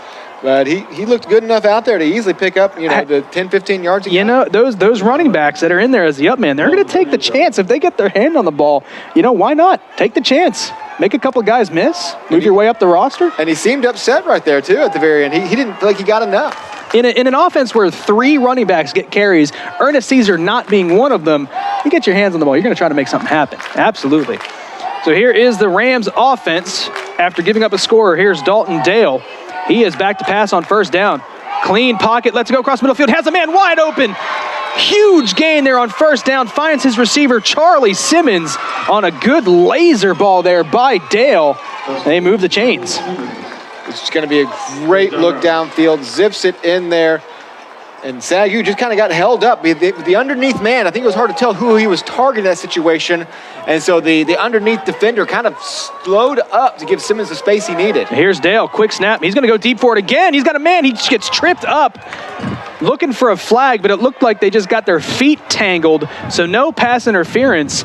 But, Tim, he was wide open. Texas Wesleyan almost just had a 2-play drive go for 6. That would have been a touchdown. And, yeah, I would say that Kevion Davis is probably a little bit lucky that the refs decided that was just incidental contact. I mean, it appeared to be, but sometimes they'll throw the flag anyways, especially because if it weren't for the contact, I think he had a really good shot of getting his fingertips on that ball and going into the end zone. Collier Ricks was the intended receiver, and he had a step or two on SAGU's defensive back. But it'll bring up 2nd and 10 here for the Rams. Epperson in the backfield. He's back to pass. Here's Dale trying to set up a screen. He floats it incomplete. A lot of pressure in his face, and maybe that's where you see a quarterback who stands at 5'10", kind of struggling a little bit, trying to get the ball over the towering defenders, and it falls harmlessly to the turf and brings up 3rd down. Yeah, he's kind of threw it to a gap here. Epperson was in the vicinity. Obviously, for a second, it looked like big number 77, Peter Svoboda, thought about putting his hands out there and goes, wait, no, that's very illegal. That is very much a penalty. So he lets it fall harmlessly and brings up 3rd and 10 after the one big pass. 20 seconds remaining here in the first quarter. The last 3rd down that Texas Wesleyan faced, it was a pseudo fumble, incomplete pass. So we'll see. It seems like a long time ago, but here's Dale back to throw. Clean pocket, gets it across the middle, behind his receiver, but brought in and caught, and then carrying defenders down inside the 15. Ball comes out at the end, but the receiver was down. Connects with his man, Charlie Simmons, for a huge first down there on 3rd down. And yeah, Simmons had to turn around for this one. This is a dangerous throw. If this gets bobbled or a little bit further behind, that's going to be intercepted over the middle. Instead, Simmons makes a great spinning catch, takes the ball inside the red zone of what will be the final play of the first quarter. The Rams driving, already up 10-7. That's the end of the first quarter.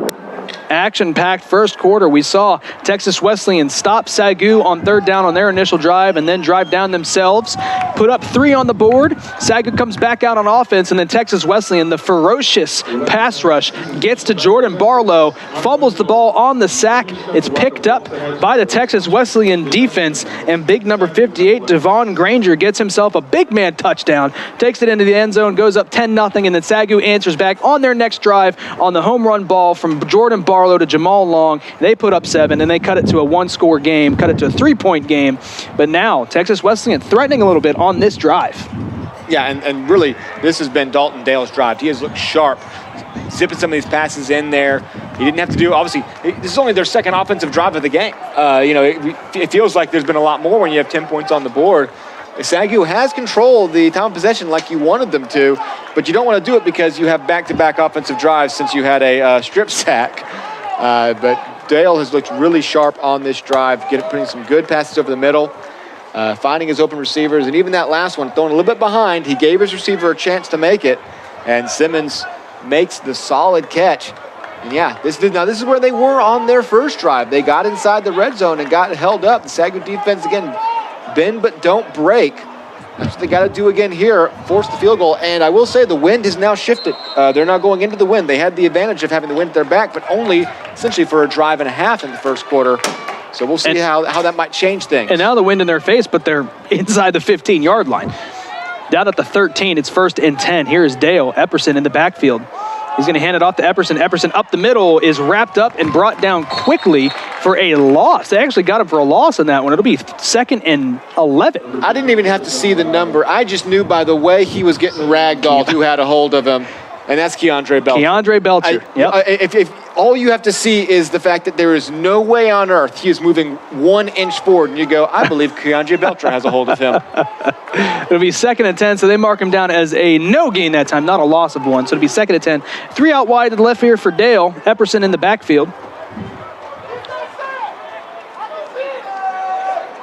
Here's Dale. He fakes a handoff. He's back to pass, getting it out to the flat. Here in the open field, there's a little bit of dancing. Throws a stiff arm. He's going to get driven out of bounds, but a good gain there on second down. Makes it 3rd and short. Solid gain after the throw, but watch Drake Rodriguez on the left side here. Just overpowers his man and almost goes up and gets a hand on it.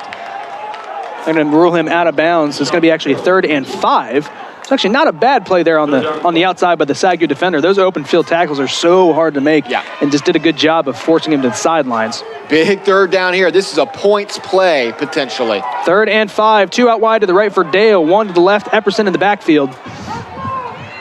From the 7, here's Dale facing immediate pressure, swings it out wide open, walks into the end zone for the touchdown, and Texas Wesleyan answers back with a touchdown drive of their own on the touchdown pass from Dalton Dale, swings it out to Clint Epperson, and he walks into the end zone, and pending the extra point, goes up 17-7. And that is just that free man swing pass. You don't keep your running back to block. You send them straight out. You know you're going to have pressure on your face in an instant. And you just got to hope that your quarterback gets the ball out quick enough, and they do that time. Interesting formation here. I'm curious. I've never seen this in the years we've done this. They bring on the kicking team, and here we go. So it's just a little funky there. They bring everybody back in to line up for the extra point here to go up potentially 10. Snap, hold, kick is up, and it is good. And Texas Wesleyan gets that lead right back out to 10 points, answering back the SAGU touchdown drive with a touchdown drive of their own, primarily on the arm that time of Dalton Dale. Yep, he's going to get the touchdown pass as well, and well earned on that drive. Didn't really do a whole lot on the ground. It was all passing, and again, very solid drive. Take a look at the NAIA ball poll. Now, this is not the official coaches poll. It is not. This is our buddies over at NAIA ball. They're top 15, and I noticed they have Ottawa, Arizona sitting there at 13. So we talked about them how they're 11 in the coaches poll. They're going to need to still prove a little bit more to the guys over at NAIA. Our friend Corey Thorpe over there, still no respect for the Sooner Athletic Conference. Come on, Corey. Nah, Ottawa, Arizona is a good team. They are good. I do feel like hovering around that 11 to 13 mark at this point in the season is fair. I don't think they're right up there with the Reinhardts, the Bethels, the Georgetown. It is that top 10 is stacked. We've talked about how, and this is a red marker poll too. You can put 1 right after 5. You can put a mark after 10. Yep. And pretty much each one of those spots is a different level of play. Absolutely. Here's on the kick return into the win. That is Jalen Moss. He gets it up to just right at the 30-yard line. So SAGU 5 yards further than what would be a touchback. So good field position here for SAGU to start this drive. Let's see if they can answer back the Texas Wesleyan touchdown drive with another one of their own. 2 straight it would be for SAGU.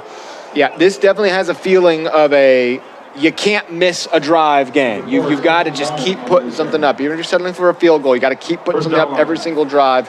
And that strip sack fumble recovery for a touchdown is going to loom large all game for SAGU, because that's just such an uneven thing on the scales right now. You're going to have to go make a play of your own on defense really to ever erase that. So here on 1st and 10, Barlow. He's going to fake the handoff, keeping himself, and he is wrapped up again. Barlow goes down. 3rd sack of the afternoon for the Rams defense. And again, like you said, this is something Barlow has not been used to so far this season. Now, he was in the process of running, so we'll have to wait for the score sheet tomorrow really to see if they roll out a sack or a run for a loss. As kind of a triple option setup, goes nowhere. They were zoned in on Barlow from the start. The play just took too long to develop in the backfield, and then you're facing immediate pressure. That's just going to go nowhere. So it makes it 2nd and 15. Barlow with 4 wide, 2 to either side, Dudick in the backfield. Barlow back to pass. Gets it across the middle. It is brought in. A really good catch there by Zachary Johnson. Was smothered by the defensive back. There is a flag on the far side of the field. I think it's going to go against Texas Wesleyan. The motion I saw was against SAGU, perhaps a legal formation or a legal procedure.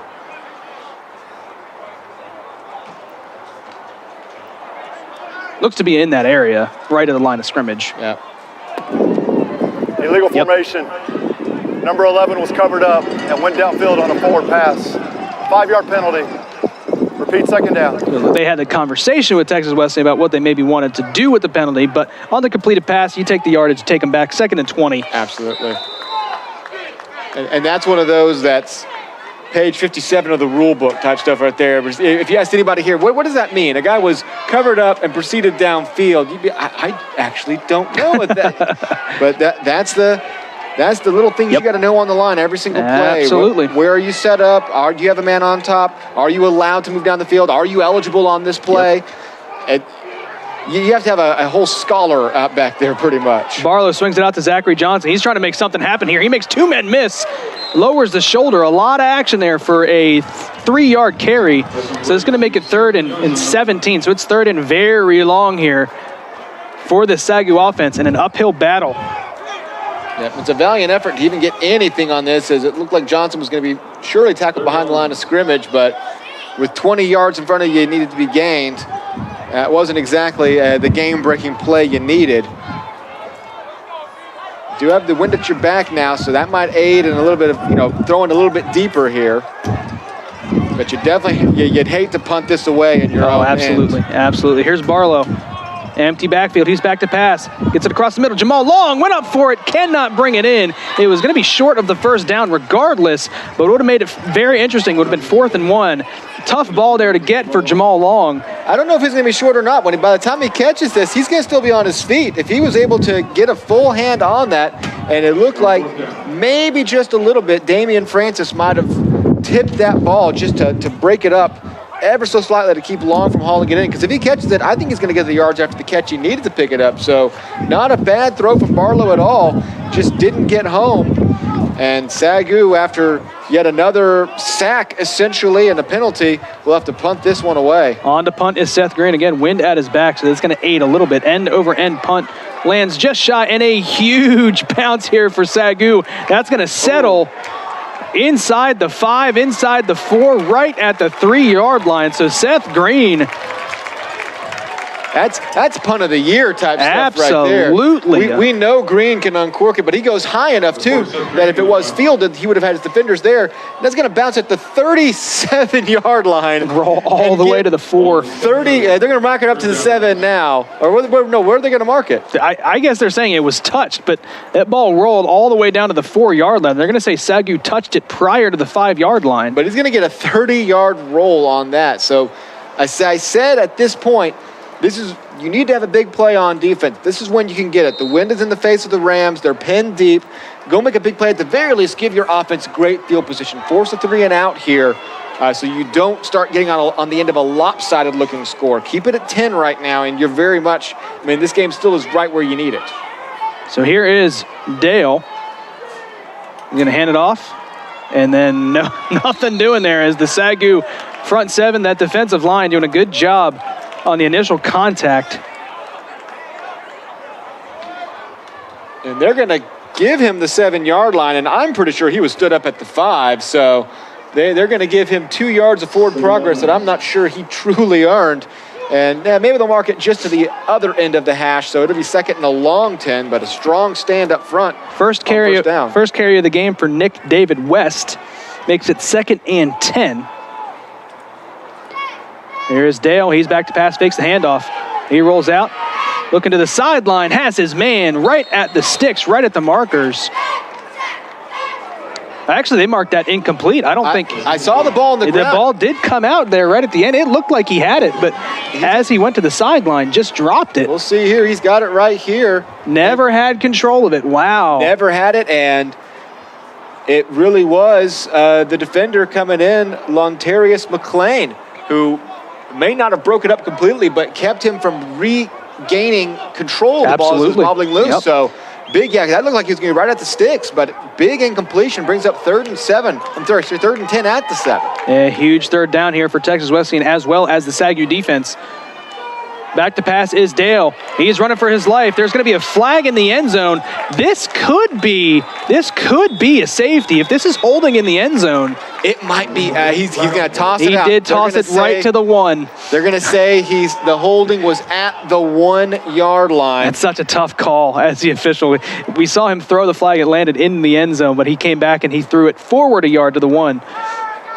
And if I'm SAGU, I decline this. Yeah, you will definitely decline it since you don't get the safety. And we'll see. Yeah, and that hold is, I mean, and he lets loose as it goes into the end zone. He knew his situation. Now, the other question was, could that have been intentional grounding? I don't know if Dale was completely out of the pocket. The ball did get back to the original line of scrimmage, but there was definitely not a receiver in the vicinity. No real discussion. Holding. Offense, number 56. That penalty's declined. 4th down. Yep, so that brings up 4th and 10 from the 7. So SAGU's defense, after a great punt from Seth Green from deep in their own territory, flips the field position and forces Texas Wesleyan now to punt in the shadow of their own end zone. Their punter's going to have his heels about 5 yards. And we've seen SAGU bring pressure on these punts this year as well, and they're showing it right now. Yes, they are. They're going to be right about 2 yards shy of that back line in the end zone. And he does get the punt off. Oh, there's contact, and the flag comes out. The punter got killed on the release. That is going to be very unfortunate. And you just got to ask yourself here, is this roughing or is it running into the punter? He got hit pretty hard. I think this may be 15. Roughing the kicker. Yep. Number 31 of the defense. 15-yard penalty. Automatic 1st down. We'll see as he does come down, and he contacts the leg. That is the risk you run when you rush these, and that is absolutely devastating for the Lions. You're about to get the ball at the 50-yard line after a big 3-and-out. That's the risk you run when you rush these. And I'm not usually a fan of it because best case scenario, you get 2 points there. But worst case scenario is now the Rams have entirely new life on this drive. Yeah, that is a tough pill to swallow, as he did make solid contact. Sometimes you get a little iffy on those. I mean, that was solid contact both to the kicking leg and a little bit to the plant leg. You're going to get the 15 on that. So 1st and 10, new set of downs here for the Rams, thanks to the roughing the punter penalty. And a 1st down, the carry goes to David West, and it goes for 2 yards. So it'll be 2nd and 8. 2nd down. And this is tough for a defense after you go force a strong 3-and-out to go right back out there. But good job on 1st down to prevent anything big from happening. I mean, the circumstances are still similar right now. Just get the punt unit back out there.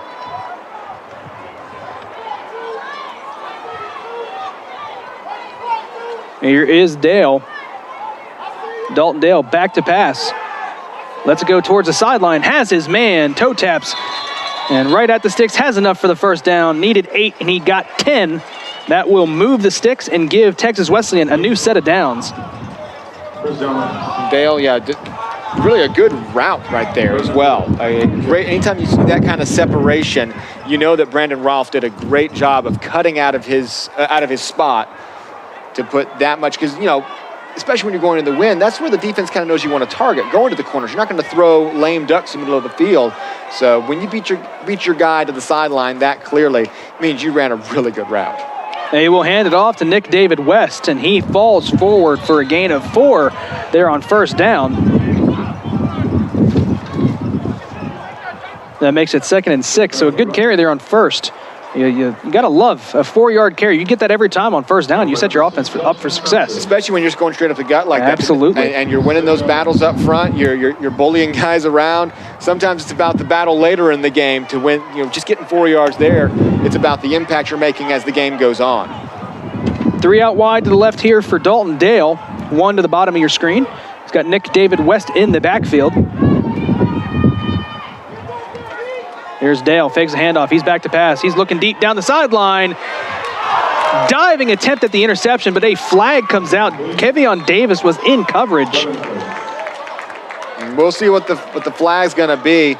It's in the vicinity, perhaps, of legal contact or a hold on SAGU out there in the beginning of the secondary. The fact that Davis had to jump later down the field probably doesn't do him any favors. Prior to the pass, holding.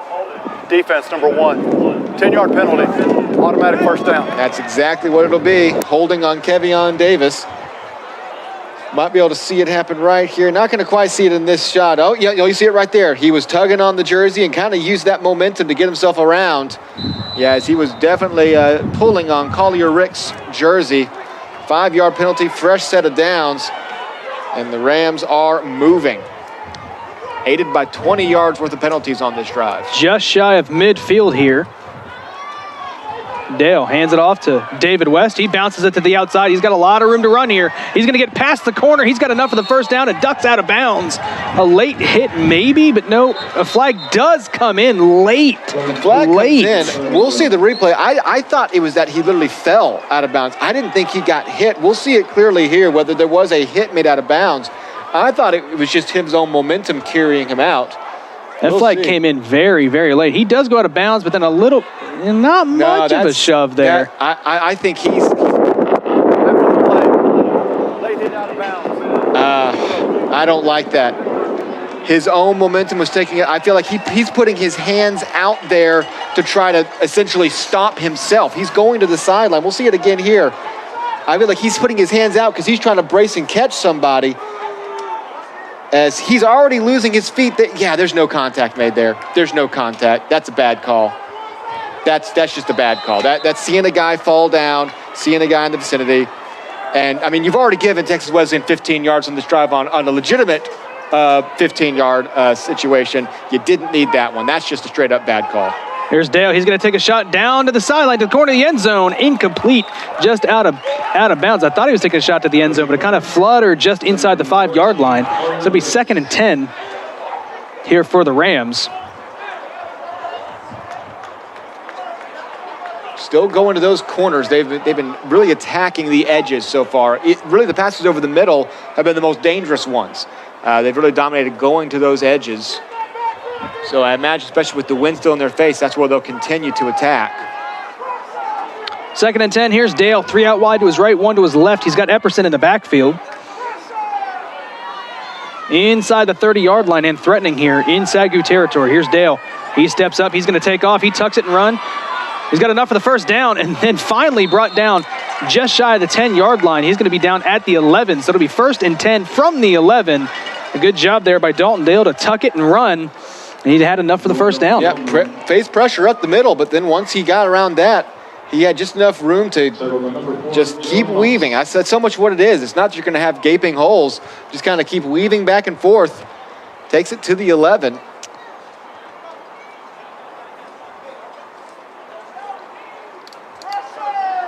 First and 10. They can still get a first down. It's not quite to goal situation yet. 3 out wide for Dale. He's going to hand it off to David West. David West looking for something up the middle. Nothing there. He's going to have no gain there on first down.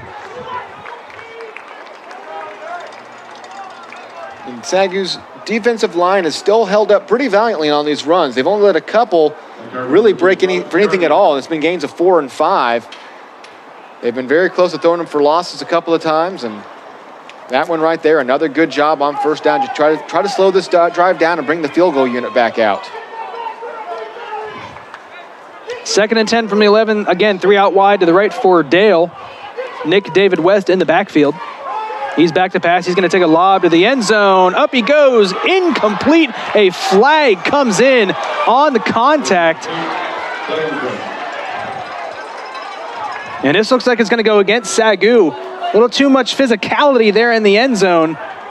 Yeah, and the play with the right hand is fine. It's the left hand that was kind of inside the jersey. Anytime the pads are sticking out, that's going to go against you. And obviously, he's not happy. Isaac Gowdy's not happy about it. It was Kevion Davis in coverage.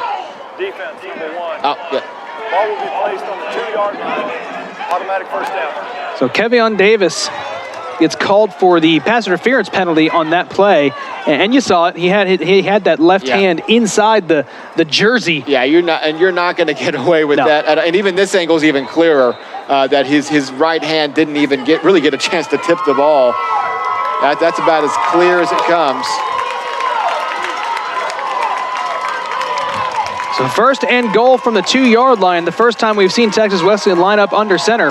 Here's Dale. He's going to fake the handoff. It's a reverse. He's got field in front of him, and he's going to walk into the end zone. The reverse to the receiver, P.J. Williams, on the end around, and he gets it wide open, walks into the end zone, and Texas Wesleyan, pending an extra point, will go up 24-7, and they have built their lead here in dominating fashion. And that's just when you've run such a wide variety of plays, then you bring something out you haven't even set up for yet in this game. An excellent job on that reverse. And just no way he was going to get touched, scampering, almost could have jogged into the end zone there. Good snap, good hold. The kick is up, and it is good. And Texas Wesleyan jumps out to a 24-7 lead here with just under 6.5 left to play in the first half. This is a very important drive here for SAGU, because if you remember, SAGU started with possession. They do not want to give the ball right back to Texas Wesleyan to start the second half down 3 scores. And there's really only one adjective for that drive, and it's a gut punch. That is an absolute gut punch to the point of knocking you to the turf. You had the ball back at the 50-yard line with the wind at your back, down 10. You took a roughing the punter, roughing the kicker penalty. SAGU, just turn your headphones off for a second, Adam. I just want to tell the folks at home, you don't even need to hear this. SAGU with 44 yards of penalties on that drive. A 93-yard drive, and almost half of it made up on penalties. One that I thought was unfortunate and poorly called on the ref's fault. The rest all very real. Nonetheless, 44 yards of penalties in a game, you're like, that was a mediocre game penalties-wise. Here's Jalen Moss. He's trying to make something happen here. He's got to cut it back into the mid of the field, and he finally gets brought down. A lot of yardage there for a return that ends up shy of the 20-yard line. So, yeah, I mean, again, if you have 44 yards of penalties in a game, you go, that was okay. 44 yards of penalties on a drive is, just absolutely devastating, with, of course, the first 15 being the most devastating. And, SAGU had gotten off the field. The first defense had gotten off. Amounts to a turnover. Yep. That essentially amounts to a turnover. And I was saying at the start of that drive how SAGU already has one game-changing moment going against them. And it was incumbent upon the defense to, at some point in this game, go get a game-changing moment of their own to reverse things. Instead, you get your second game-changing moment. You have a scoop and score against you, and now a 15-yard penalty that erased your impending possession. And now, of course, you didn't know it's all on Texas Wesleyan's offense, who went down and, kept marching from the 22-yard line, picked up 78 yards.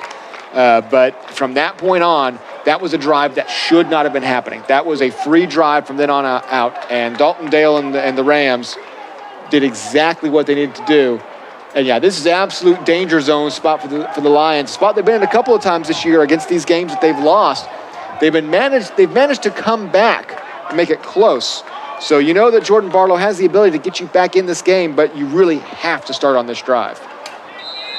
They will start this drive on the 19-yard line inside their own 20. Barlow, 4 wide, 2 on either side. Takes a snap. He's going to hand it off. Here's Javante Harper. Javante Harper around the edge. He's got a lot of room to work in the open field. He's going to duck out of bounds just shy of the 40-yard line. And that's the big play that SAGU needed to spark this drive and get it going. We're going to mark him right out of bounds just past the 35. That's impressive from Harper, because he had to readjust at the line and run in the wrong direction for a yard or two. Anytime you have to literally adjust which part of the field you're facing, are able to turn back around and pick up the speed you need, that's impressive. Barlow, he's going to keep it himself. He's got a lot of open field here. Lowers the shoulder, tries to initiate contact. The ball is loose, and it is recovered by Texas Wesleyan. Jordan Barlow tried to initiate contact and got the ball stripped. His second fumble of the day, and Texas Wesleyan's defense forces the turnover and takes over. And a good play negated. Barlow really did just go right in, and now that left knee is down. Oh no. And that's, again, unfortunately, you don't have the benefit of replay, but look at his left knee here. The ball is not out yet, and his knee is down right there. The ball is not out at that point. That's tough to see. Tough to see on that angle. But that is definitely going to be the third 50-50 call to go against the Lions' way today. And that's just worst case scenario stuff right there. Here is Dale. He's back to pass. Throws it to the corner. Incomplete. his intended receiver.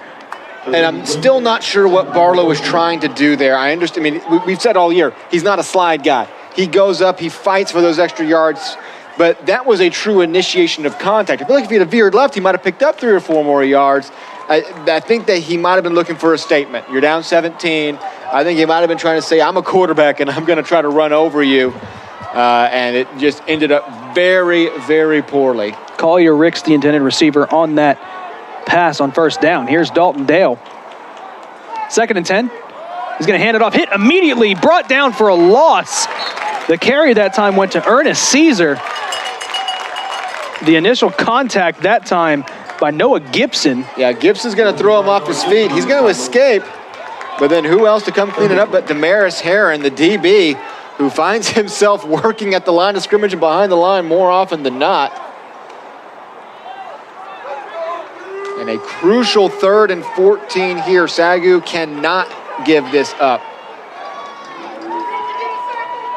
Coming up on 5 minutes left to play here in the first half. 3rd and 14, 3rd and long. Here's Dalton Dale. 4 wide. Takes a snap, he's back to pass. He's gonna run to his left, looking for anything downfield. He lets it go. Caught and did he come down? He did. It looked for a moment like he bobbled it, but went up, came down with it. That is Collier Ricks. And I thought there was a flag for a second, but I believe that was literally a yellow towel, as this is almost a pirouette Hail Mary throw into traffic. Correction, P.J. Williams comes down with it. My fault. I thought it looked like Collier Ricks. Ricks has been targeted so much that I just kind of assumed that it was his ball, but P.J. Williams goes up and brings it down for the huge 3rd down conversion. I mean, just an off-balance heave from Dalton Dale, but I guess when you're facing a 3rd and 14, you know you can do that. Worst case scenario, that's an arm punt down to the 20-yard line or so, and they pick up a big 3rd and 14. The carry this time by Ernest Caesar. That goes for a gain of 2 there on first down. And as poorly as everything else has gone in this game, the SAGU defensive line has not allowed this 3-headed rushing attack of the Rams to start getting that momentum that they usually rely on. Now, a lot of that can be putting games away in the second half. But at the moment, they have not let that beat them. But Dalton Dale has done all the rest. 2nd and 9. They mark him down for a gain of 1. Nick David West checks into the game, fakes a handoff. Here's Dale, deep drop. He's looking to the flat, almost brought in with one hand, intended for P.J. Williams. He's got a little too much on that one. It was behind him. It was actually fortunate he got a hand on that because there was a SAGU defender on the backside looking for a pick.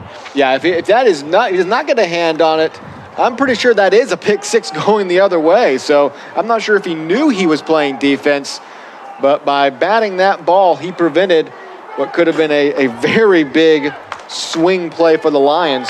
Another 3rd and long now, though, after already giving up the 3rd and very long earlier in this drive. 3rd and 9. Dalton Dale, 4 out wide, 2 on either side.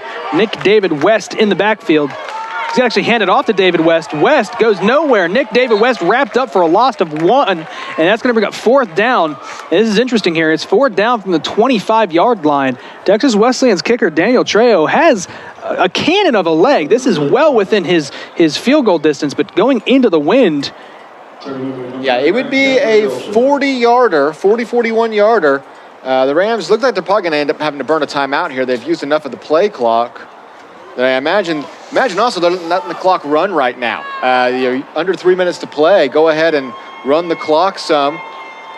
Yeah, they're definitely not going to get a play off here. They'll run it down to 1 second and call a timeout. Gives them some time to think about what they want to do here. Texas Wesleyan takes their first timeout of the half. And yeah, now it'll be interesting because you got about a 41-yarder straight into the wind. I will say it does appear the wind has died down somewhat. Looking at our handy-dandy American and Texas flags down there and using my knowledge of, how ironed out those things look sometimes. They're not quite, straight lines. They're fluttering. I'm using my meteorologist terms here, my really advanced meteorologist terms. It's kind of, I see it just stopped. They had to hurry. Now it's back up. Giving you live weather reports here from Highway 287 in Waxahachie. So it'd be interesting, though. I mean, here's the thing. A field goal turns a 3-possession game into a 3-possession game. Yes. And if you miss it, SAGU gets better field position. So I'm not sure you don't come out here and just go for it. Worst case scenario, SAGU's got the ball at the 24-yard line. You're still up 17. And it looks like the offense is coming back. Coming back onto the field in the huddle is Dalton Dale in this Rams offense. So they are looking at converting here on 4th and 9.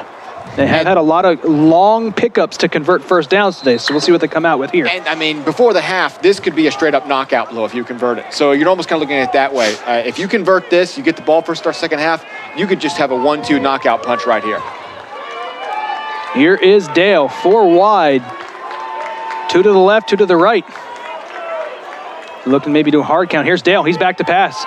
Steps up. He gets rid of it. He's hit as he throws. It is incomplete, and SAGU will take over on downs. A flag comes in late. I'm not sure who this is going to be against. It came in after the play was over. So we'll see if this is dead ball or if it is during the play. That pass intended for P.J. Williams to the corner of the end zone. Kevion Davis in coverage.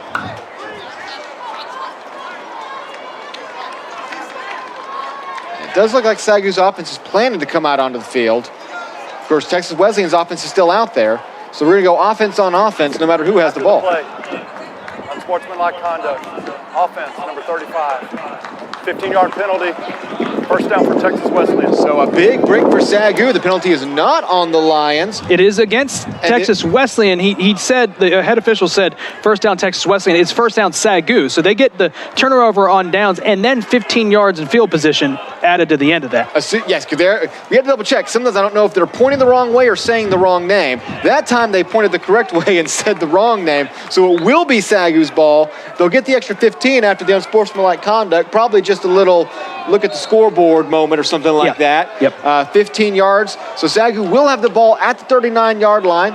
2:42 remaining, 2 timeouts still in their pocket, so plenty of time and desperately needing some points before the half, especially considering the Rams get the ball first to start it.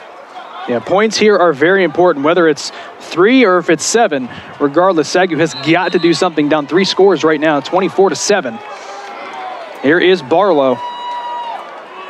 4 wide, 2 on either side. He's going to hand the ball off to Dudek. Dudek cuts it upfield. He's going to get brought down right around the legs. He's going to gain about 3 yards there on first down. Makes it 2nd and 7. And I like seeing they're still giving Dudek the ball.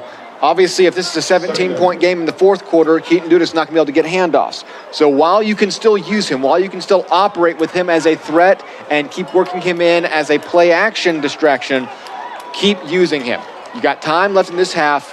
Keep handing the ball to Dudek. SAGU again has 2 timeouts. They forced to use one. Here's Dudek up the middle of the field, past midfield, cuts it back, and he's down enough for the first down. So that will move the chains here. SAGU again has 2 timeouts. They used one in the first quarter. The 2 timeouts to work with here as we approach the 2-minute mark here in the first half.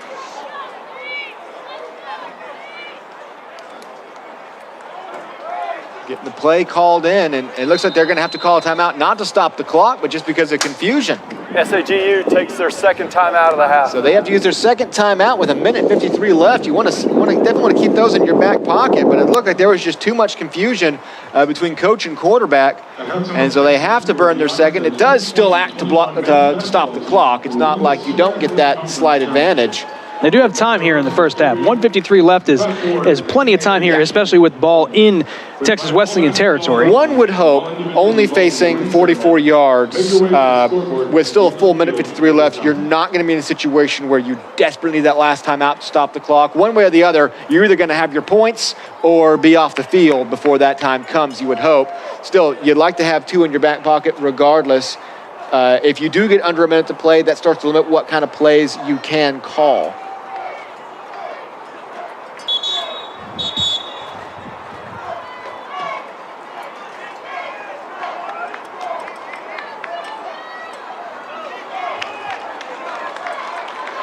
Coming out of the timeout, Barlow with 4 wide.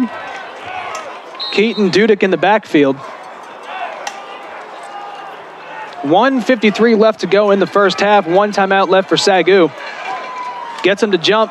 No flag. Barlow is still going to take a shot deep down the field and is incomplete. Barlow thought he had gotten the defense with the offsides. Yeah, I saw him asking the ref about it, and definitely looked like it was just well-timed for the most part. And again, Barlow was hit on that release. He's taken a lot of punishment back there today. He has not been used to that this year. Now, he should be used to it somewhat. There's been years he hasn't played with the greatest offensive line, so it's not like he's just unfamiliar to the concept of being hit. But this year, thanks to his elusiveness, his quick receivers, and a solid offensive line, he has not taken those hits. But as we said earlier, this Rams defensive line is unlike any they have seen so far this year. 2nd and 10 here for Barlow. Takes a snap, takes a handoff. He throws off his back foot, facing immediate pressure, and it is incomplete down the field. Yeah, and not the route tree you wanted either. You had 2 receivers within 3 or 4 yards of each other. That means somebody ran the wrong route, as the ball will fall harmlessly well away from both of them as it is. And just like that, you're up to 3rd and 10 on a drive that it really feels like you must have in this game. 3rd down. 3rd and 10 here, 1:43 left to go, so 10 seconds taken off after 2 plays. At this point, you run the risk of giving Texas Wesleyan way too much time if you have to punt it away. Maybe looking to gain a couple here to set up a 4th down situation as well. Here's Barlow, fakes the handoff. He takes a shot down the field to Jamal Long. Long goes up and brings it down out of bounds. That'll stop the clock and set SAGU up inside the red zone. When in doubt, throw it to your big 6'4" receiver. Let him go up and get it. And Jamal Long makes the play. I mean, there's no room to work here. Barlow's under pressure. This isn't a breakaway pass. He's covered all the way. He's got a hand in his face. Still catches that ball, and that's an NFL catch. That's 2 steps inbounds. Spectacular. Barlow and Long are working today. They are back on the same wavelength after kind of not hitting as much the last few weeks. Barlow takes a snap, hands it off to Dudek. Dudek looking to get the edge. He has the edge down to the 10, down inside the 5, skirts his way into the end zone, and SAGU gets a huge score before the half. 1:09 left on the clock. Tim, that's a lot of time here for Texas Wesleyan, who's shown they can break open a couple of big plays. So we'll see what they do on offense. But regardless, that's a huge score for SAGU to cut this back to a 2-score game. And Keaton Dudek just doing what he does, running to the corner the whole way, but faking his way back in, juking to get enough guys to bite to get to that corner. And yeah, a little bit of a turn of events here. After that Barlow fumble at midfield, this game was feeling dire for the Lions. But thanks to that big stand by the defense forcing the turnover on downs, and now the nice 2-minute drill touchdown drive, they've cut the lead back to 10. They've kept it within reach. And now the last minute 09 here will be very interesting for sure. Texas Wesleyan will have the wind in their face, but that hasn't mattered so far. They've taken 2 touchdown drives into the end zone with heading in this direction in this quarter already, and they were moving on the last drive before they had the turnover on downs on 4th down. So they definitely have a lot of time to work with.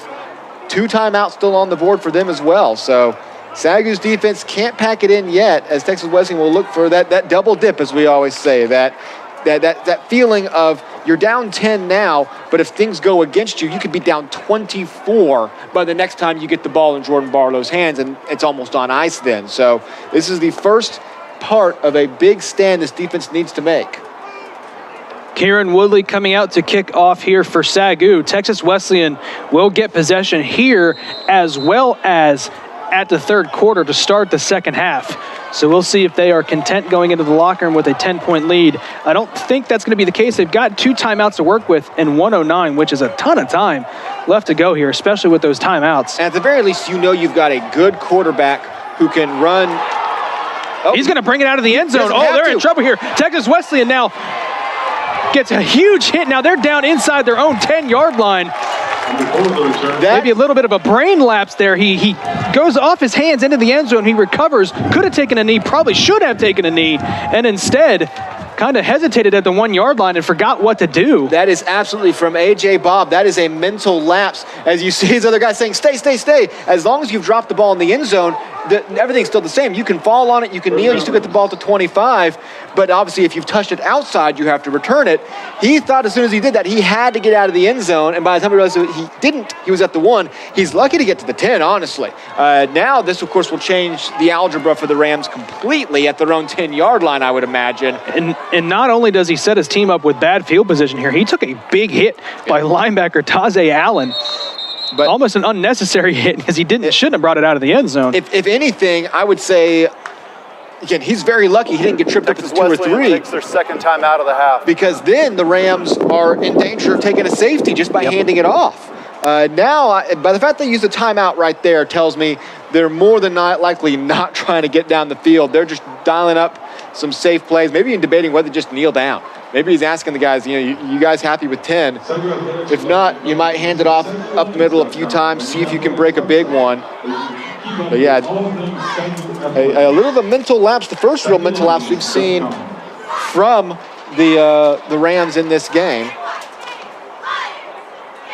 And anytime the ball hits the ground, you just have to be lucky that things weren't worse. The fact that you still have possession and it's all the way out, so to speak, at your 10-yard line, you just got to be happy that something truly game-changing didn't happen to make this a 3-point game.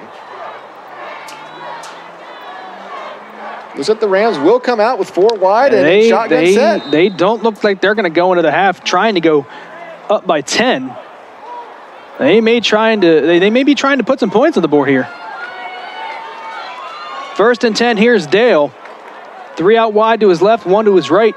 Epperson in the backfield. He will hand it off to Epperson right up the middle. Drake Rodriguez ends that play very quickly. And a flag comes in here at the end of the play. I think this is going to go against Texas Wesleyan. Yeah, this is going to be something late. A little. The way Kevion Davis was pointing. It's getting chippy here in Waxahachie. These two teams, they play each other a lot across a multitude of sports. You see at the bottom of your screen here, this is where it's going to be.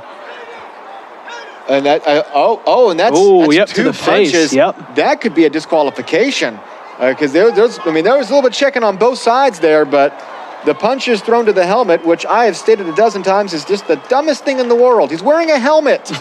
All you can do is hurt your hand. It's like punching somebody, wearing a helmet. It's that dumb. After the play, unsportsmanlike conduct, number 14 for the offense. Half the distance to the goal, 2nd down. He's lucky to stay. No ejection for Collier Ricks. Sometimes when they throw that punch, they'll eject you straight up. That will, however, stop the clock after the play. So now SAGU potentially could, if they stop them here, call another timeout and force them to punt deep in their own end zone. So we'll be 2nd and 14 here after the personal foul. So not a huge yardage penalty there for Texas Wesleyan, more so stopping the clock for SAGU without having to use a timeout. They will hand it off again. That one stopped quickly. Texas Wesleyan going the wrong direction, and Coach Smith calls a timeout.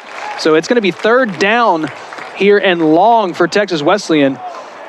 That's the last timeout here for SAGU. They don't have any left here, so Texas Wesleyan can run the ball here and take down a huge chunk of time. SAGU takes their final timeout of the half. So we'll see here. So they'll run here. It depends on how much time comes off the clock. This is going to be all about the snap, when the officials blow the play dead and everything. But more than likely, the Rams would have to run one more play. Now, whether that's a punt in their end zone or they try to run around and just throw the ball, I would estimate when this is all said and done, there should be around 3 seconds on the clock that they can't completely burn off unless they're able to break a big play that burns more time within the play itself. Again, SAGU's last timeout of the half. They have none left. And you bring it back to that first timeout that they had to burn on offense. You never want to do that early. You want to at least have 3 to play with here. And even the one that they had to burn on the last drive. Now, it all worked out because they drew up the plays they needed. It's better to call that timeout if you're that confused and go get a touchdown than risk confusion. But either way, you hate getting those because, this could be a very different situation. You could be stopping the clock again here and have a chance to score yourself before the half. As it is, there should still be time for one more play, regardless of what the Rams do here. Here's Wesleyan facing a 3rd and 15. Dalton Dale has Epperson in the backfield. Takes a snap. He's just going to hand it off to Epperson. Epperson up the middle. He's going to get brought down. That's going to bring up 4th down. So they will have to run one more play. There's about a 3-second difference between the play clock and the game clock. They could realistically take the snap and just take a knee as the time expires. Just kind of run around in the backfield a little bit. little chaos could happen there, but we'll see what Texas Wesleyan decides to do. They do have a timeout to use. I'd imagine that they're going to use it as they try to draw up a play to end the half here. Yeah, at the very least, get it all the way down to 1 second left so you know that you only have 3.5, 4 seconds to burn. So, yeah, I would not put the punting unit out there. There's a lot more chance, as it will be 4.5. Texas Wesleyan takes their final timeout. That's where the clock will stop. Please set the game clock at 5 seconds. So they mark it at 5 seconds. So they add half a second back onto the clock. I'm not going to lie. That makes a difference. There's plenty of plays that don't go 5 seconds. So the idea of maybe trying to scramble around and just, heave the ball deep, there's always a chance that ends up with just 0.2, 0.3 on the clock, and SAGU would have the ball to 10. You definitely can't kneel. So maybe you do just have to try to punt it here, unless you really trust your quarterback to run straight back. And if he throws it high enough and long enough, I guess that'll probably burn the time just in hang time. As it looks like the entire Texas Wesleyan unit is in on that. They have huddles. They are not showing the Lions at all what the game plan is. Everybody is in that huddle. You can't judge based upon who's in the huddle as to who's about to come out.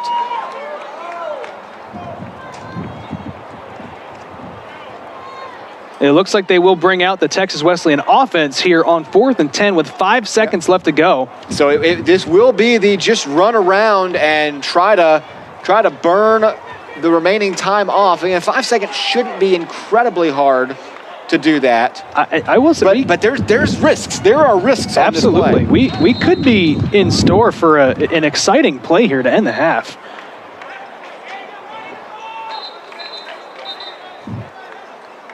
SAGU only has 10 players out on the field right now.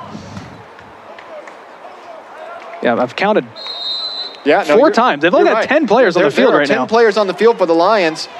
No one seems to have caught it yet. I think this happened in the switch. They had put out the punting unit initially, and then have switched it, and sometimes you end up with 12 guys out there. This time they only have 10. So we'll see. Oh, okay, they bring someone back on. Here comes the 11th. All right. Okay, I was worried there for a second. Not the last thing you want to do is give the Rams an 11-on-10 play to do something crazy with. So here we go. Delay of game penalty. Offense. 5-yard penalty. Remains 4th down. So they will bring the punting unit out now after the delay of game.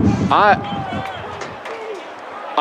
not sure why you would do that, because now your punter is literally standing on the back end because you didn't burn any time by taking that delay of game penalty. Remember what happened last time Texas Wesleyan came out for a punting situation. And the roughing wouldn't, bring everybody this time. Roughing the kicker on the last play is meaningless. A penalty here. He's got his heels on the end line, so you got to be careful. And he does get the punt off. It's going to be end over end. That will do it for the half. It's going to roll harmlessly back into Texas Wesleyan territory, but that will do it. I believe they will stop it with no time left on the clock, waiting for the official ruling. And as the teams head to the locker room, Texas Wesleyan heads to the locker room. SAGU is wanting time. I don't think they're going to get it at all, but SAGU is wanting some time. The refs have not left the field yet. The Rams have left the field. There's not been an official ruling.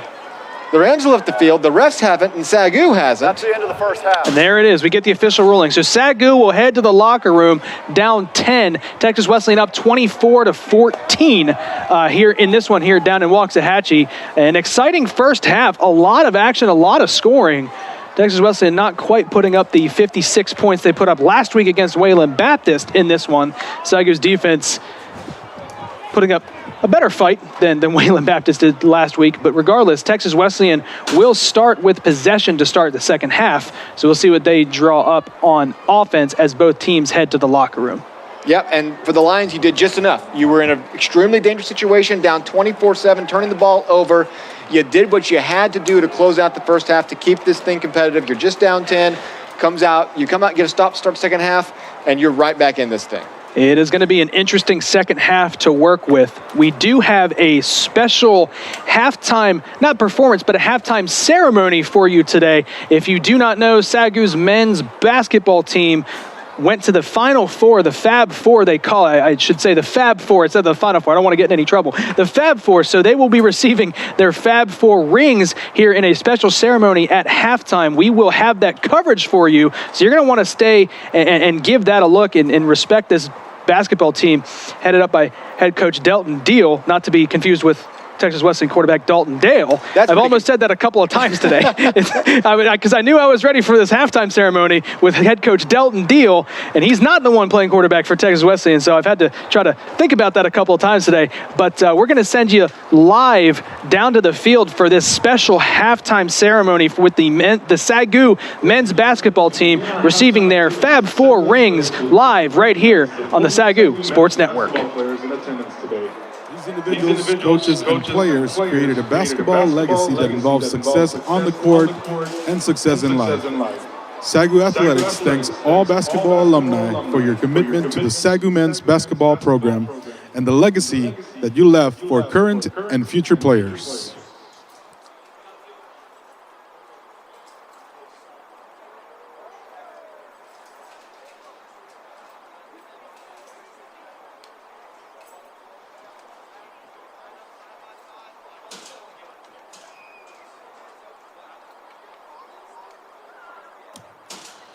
Now please turn your attention to the center of the field where the 2020-2021 men's basketball team will be honored.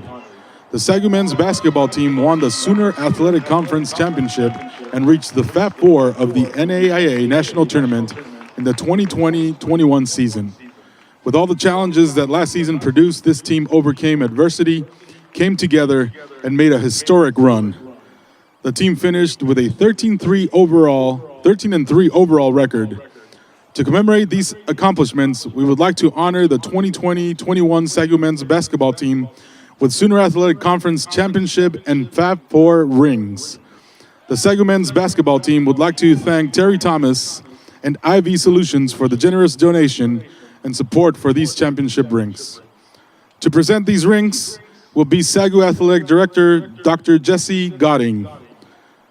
We ask that you hold your applause until all names are called.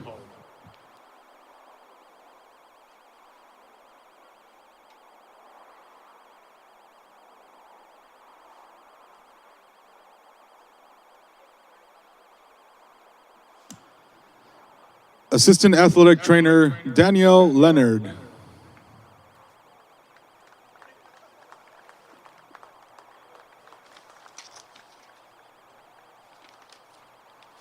Head Athletic Trainer Stuart Dunn. Student Manager Kyler Vaughn.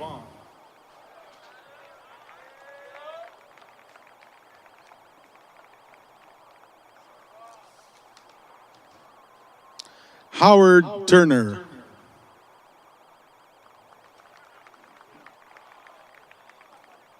Cody Farmer.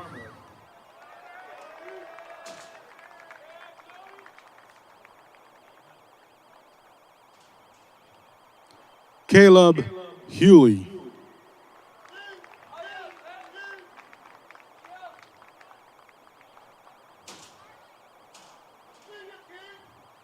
Number 3, Noah Boiling.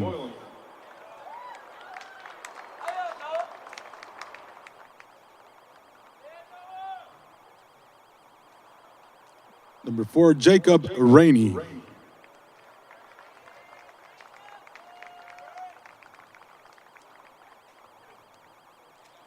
Number 5, Nicholas Mason.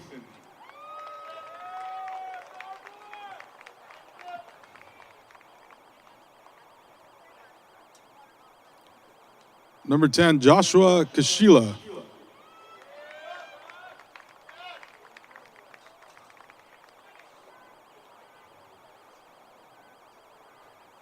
Number 11, Zion Totman.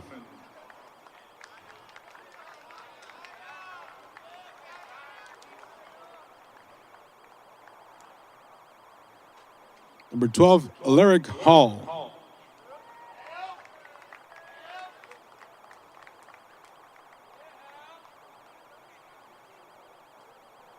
Number 13, Isaiah Boiling.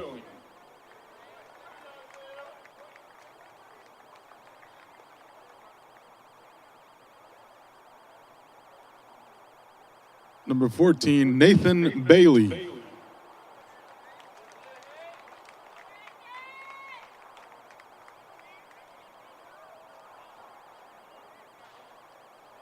Number 15, Domani Villarreal.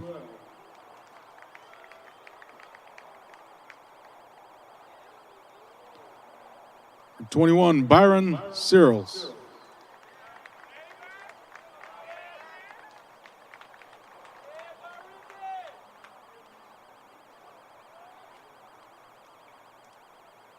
Number 23, Tristan Starks.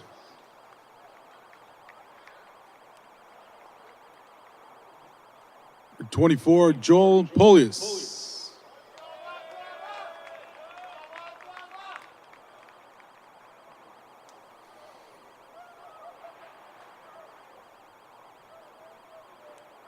Assistant coach, Darian Davis.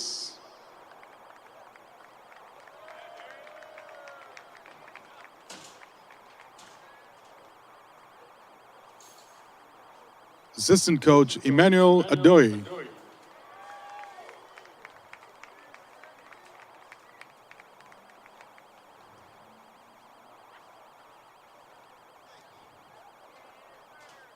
And head coach, Delton Deal.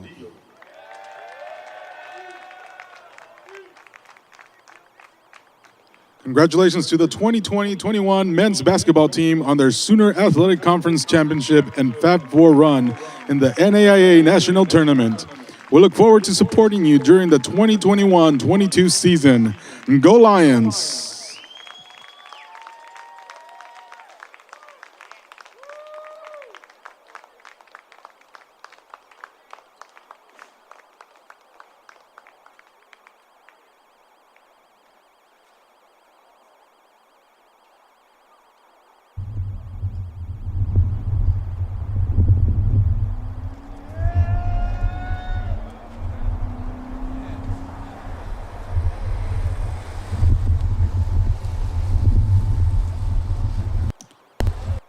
Let's hear it one more time for the SAGU Lions basketball team.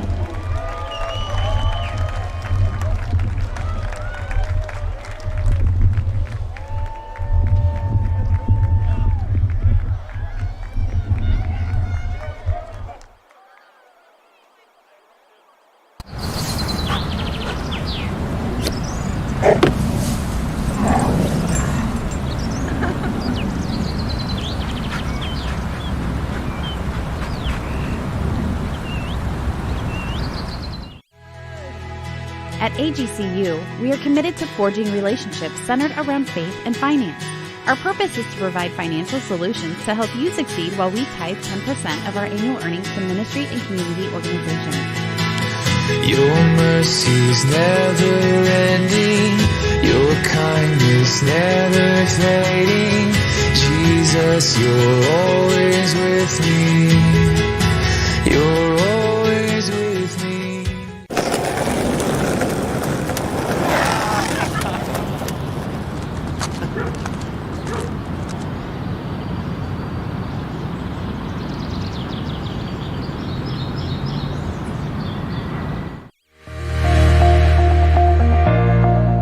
The NAIA level is highly competitive. I know that a lot of NCAA schools will have opening round games with a lot of NAIA schools, and those are very close games a lot of times, and it's a highly competitive level, and it's been a great situation for me, and I think it's a great situation for a lot of my teammates and a lot of my peers.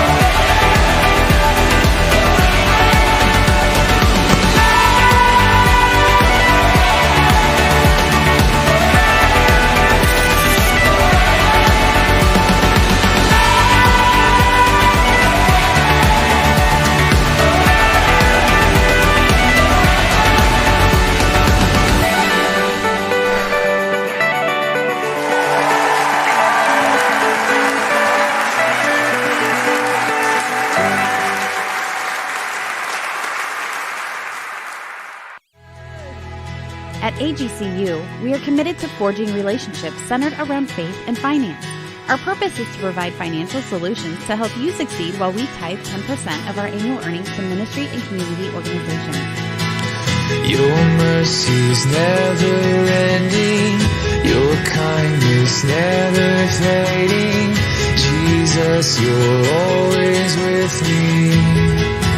You're always with me.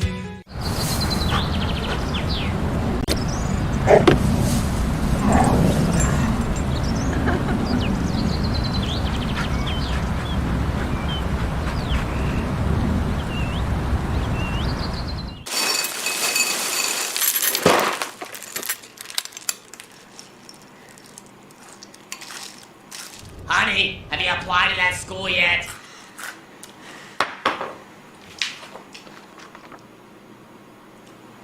Not really into purple.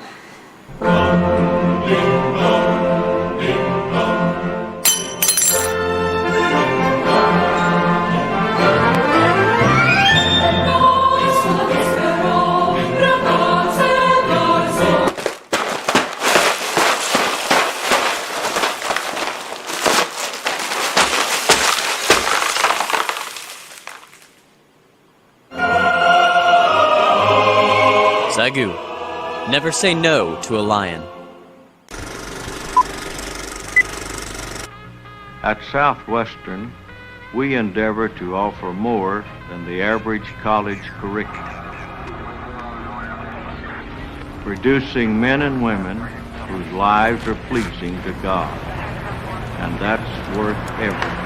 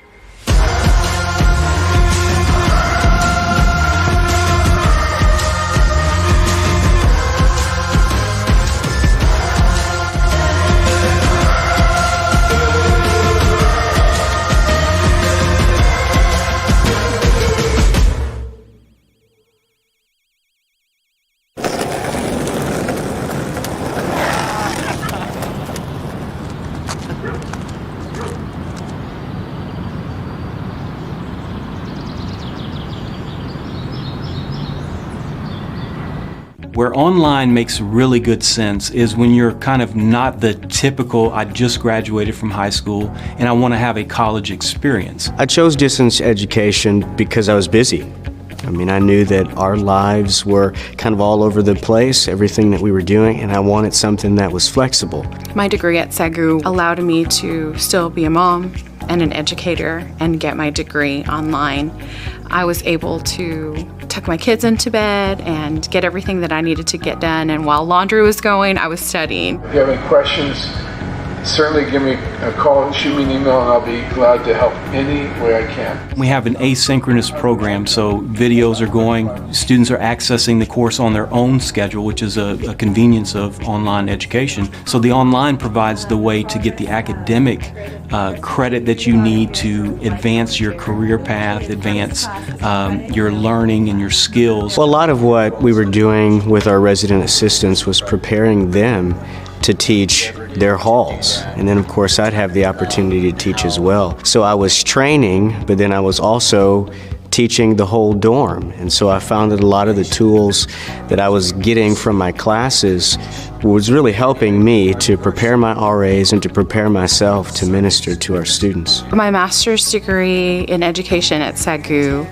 allowed me to have a bigger influence on more than just students, but also educators. With the door that this degree opened, I was able to take this position that really didn't exist before I graduated, and I was able to move into that. In SAGU's philosophy, we want to connect students with a faculty member that is curating the content, and they are providing the content we feel is important for that particular course the way that it is presented in SAGU's distinctive. I loved the way that they would give you quality feedback. It's not just a grade, but I want to know what you think about my work. My professor was fabulous, just was always there for me that entire semester, and I was able to graduate exactly when I expected to. The fact is, there is no back row in an online classroom. You can't get in the back of the class. You're either online and engaged or you're not doing the work. The number one thing is their passion for students. The customer service here, they're going to help you get across that finish line and do everything they can do to help you get there. This is a place where if you've already in your career, you know what you want to do, and you just need that extra skill set, you need that help to prepare you to be more successful, this is a very practical place to get your degree.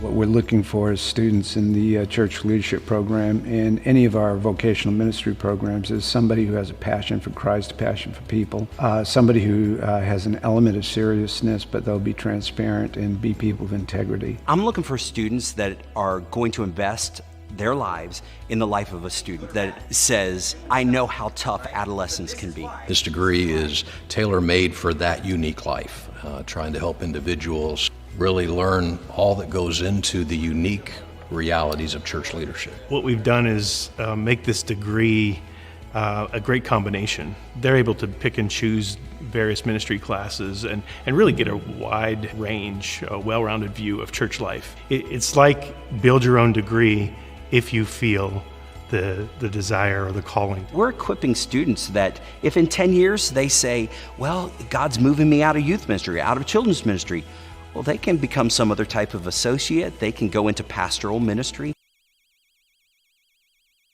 Back to the SAGU Sports Network as we get ready for the second half of action between the Texas Wesleyan Rams and the SAGU Lions here in half number 2 from Waxahachie and Lumpkin Stadium. Tim, walk us through some of the happenings, the going-ons that happened in the first half. Yeah, game started off. SAGU went 3 and out. The Rams took advantage of a short field, drove for a field goal. Then the big play, the strip sack, fumble return for a touchdown that gave the Rams a 10-0 lead. SAGU rallied back to make it 10-7 before a long Rams drive made it 17-7. And another one the next drive aided on a 15-yard penalty on a punt in the Rams' own end zone, gave the Rams new life. They drove down the field, made it 24-7. SAGU then fumbled at midfield, and it was looking dire for the Lions before the defense forced a turnover on downs, and Keaton Dudek helped lead the team down the field for a touchdown just before the half. Well, just for some interesting comings and goings in the final minute. Got a little dicey for the Rams for a second, but no harm done. And that is where we are now. SAGU down by 10, having to kick it away to start the second half, but still very much in this ball game. Kieran Woodley on to kick off here for SAGU. The kick is a line drive, and it is a good one through the end zone, and that'll be a touchback. So the Rams will take over on offense from the 25-yard line. And you look at the stats we had up a second ago, SAGU with 67 yards worth of penalties in this game, but as I mentioned a moment ago, 44 of those penalty yards came on that single drive, that 93-yard Rams touchdown drive. Total yards looking pretty even, 187 for the Rams, 160 for the Lions. Talk about that efficiency. That's, I always say, that baseline, 7 points per 100 yards. Well, the Rams aren't even at 200 yards and they have 24 points. So they are well above that imaginary marker that I create of like what is the baseline efficient offense. And you had mentioned it in pregame that the season, on average, they have about 10 yards. Yeah. Or I'm sorry, 10 points per 100 yards. Yeah. So they're on pace for that today. Here is Dale, back to pass. First play of the second half, across the middle, completed to P.J. Williams, was behind him, but did a good job of adjusting and bringing that one in, did the junior receiver. Williams made a couple of catches like that now, going back behind him. Every time the Rams go to the middle of the field, it feels a little scary. They've excelled at the corners. Now, they keep completing him over the middle. Dalton Dale has still had a very, very solid game, but it does feel like any one of those could be intercepted, and that's what the SAGU defense needs right now. They need some sort of turnover to give you that extra possession back that you're currently lacking. Here is Dalton Dale. 1st and 10, new set of downs. He's going to hand it off to Epperson. Epperson is wrapped up quickly and thrown back for a loss. Big number 99. He's the only guy that really makes those numbers. The jersey's too big for those numbers. Usually where number 99 is wrapping around the corners, he makes 99 look like 11. And he goes back there and throws them for a big 1-yard loss. SAGU's defense continuing to do a solid job up front. They did not let this three-headed rushing attack of the Rams really get any momentum in the first half. It was all Dalton Dale who was getting them down the field. And they've been stout up front so far to this half. Makes it 2nd and 11, 4 wide here for Dalton Dale. Epperson in the backfield. Back to pass is Dale, quick hitter to the outside, cannot connect with his man, the intended receiver. That time on the outside was Anthony Bobb. Pressure in his face, and it looks like that ball might have been contacted to the line as well. It's adjusted his trajectory. Falls harmlessly and brings up a 3rd and 11. Now the Rams did convert some 3rd and longs in the first half. Texas Wesleyan getting the play from the sideline. 3rd and 11, SAGU brings in their nickel package. And yeah, that does look tipped. That ball's rotation definitely seemed to change once it got to that line of scrimmage. 3 wide to the right side for Dale, 1 to the left. Epperson in the backfield, 3rd and 11. Here is Dale. He is back to pass. Deep drop. He scrambles to his left, breaks the pocket, makes a man miss. He's got some room to run here. Cuts it back inside. He's going to get brought down short of the line to gain. It's going to make it a very interesting 4th and about 3 here, just shy of midfield. We'll see what they decide to do. Dale is going to do an excellent job here. He's got one-on-one right here, does a good job of getting around that defender, but then even right here, picking up the extra yards. Now, they are going to bring the punting unit on the team, but he almost gained enough to make that very interesting. Up by 10, I guess you don't risk it. You try to pin the Lions inside their own 20, but he almost just found his way to a 1st down, and if he gained 1 more yard, it would have been a lot tougher for Coach Pruitt to punt this one away. SAGU brings pressure, but the punt comes off cleanly, and a pretty good one. It's going to bounce out of bounds inside the 20 and actually jump back inbounds and settle right inside the 15-yard line. There is a flag right around the line of scrimmage. And it came out immediately. Almost immediately. We may have an offside. SAGU did bring pressure. It may be offsides. If you're SAGU, you are just terrified this is a 5-yard penalty because that's a 1st down. Illegal formation on the defense. Number 23 lined up over the snapper. 5-yard penalty, automatic 1st down. And for the 2nd time this game, SAGU's defense will set up a punt, and the special teams unit is going to hand the Rams a free 1st down. We said it with the first one. That is borderline a turnover. That is essentially a turnover. And for the 2nd time you've done it. Now I mentioned this earlier, those rules that are on page 47 of the rule book that no one's thinking about, subsection 12, lining up over the center, but you can't do that. You can't be right over the top of them. You just got to know where you are and play it clean. And the last one of those ended up being a huge gut punch for the Lions, and it's up to this defense to keep this one from putting you down in a big hole in the 2nd half. Here is Dalton Dale after the penalty gives them a 1st down. He breaks the pocket, runs out to the right, looking for anybody downfield. He throws it deep. It's underthrown, almost intercepted in and out of the hands of the defensive back who had a clean shot at it. That was Lontarius McLean, who had a shot at the interception. It just goes right through his hands. Yeah, this is going to be Dale's worst throw of the day, just kind of tossing it up for grabs, and the only one who had a shot at this is McLean, and it's just going to go off his fingertips. If that hits him square in the hands, that is an interception, and one that you really desperately need at this moment. The incomplete pass will make it 2nd and 10. 3 out wide to the right here for Dale. Epperson is the running back in the backfield, Clint Epperson. They hand it off around that left side. He's got some room to run. He cuts it back outside, cuts it back inside. He's got a lot of room to run, and off to the races inside the 10. 5, touchdown, Rams. Clint Epperson takes it around that left side, cuts it back inside, and then it was a foot race in which Clint Epperson won by far, and that will put Texas Wesleyan up big, pending an extra point, 31-14. Just got the big man blocking the whole way down the field. Almost went to the corner, but then he saw that he had the lane back inside, cuts back inside, and takes it all the way for the big touchdown run to open up this half. Chance to put the Rams back up by a full 3 scores if this extra point is good.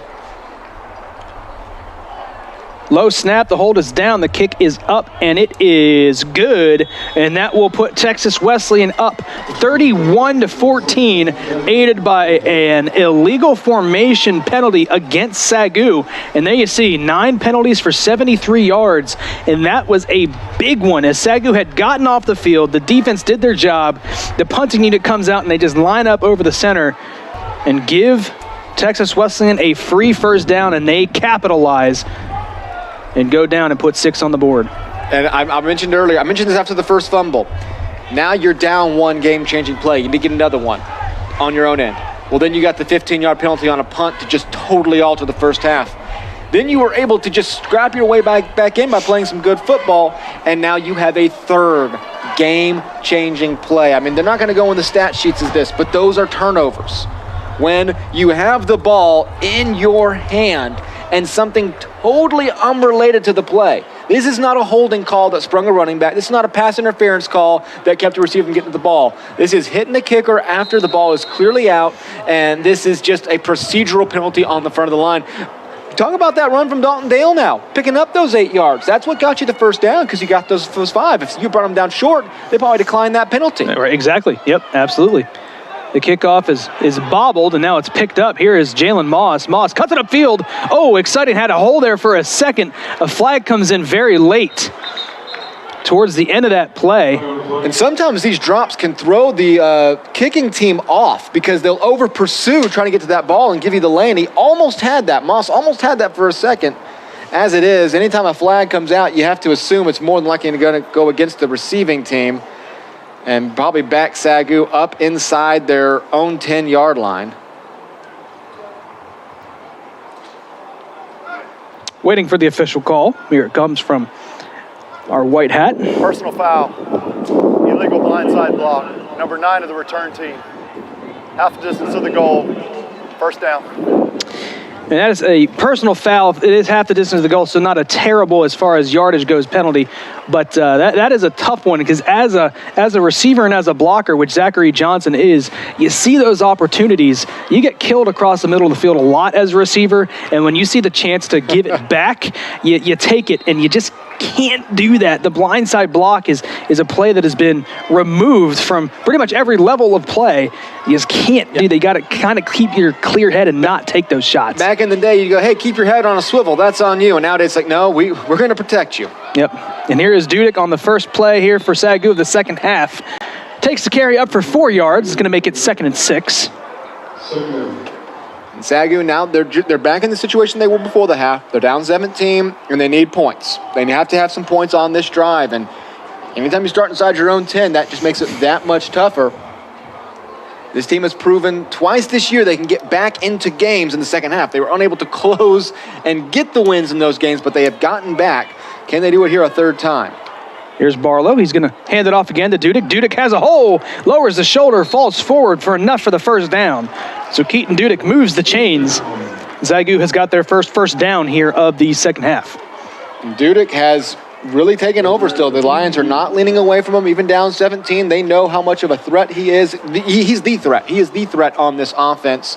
Closing in on the SAGU single-season rushing touchdown record. He has 1 today already. Puts him at 10 on the season, 3 shy of the record from J.P. Lowry. With 5 games left after today, so it's looking good. I mean, I would put the odds in his favor of eclipsing that.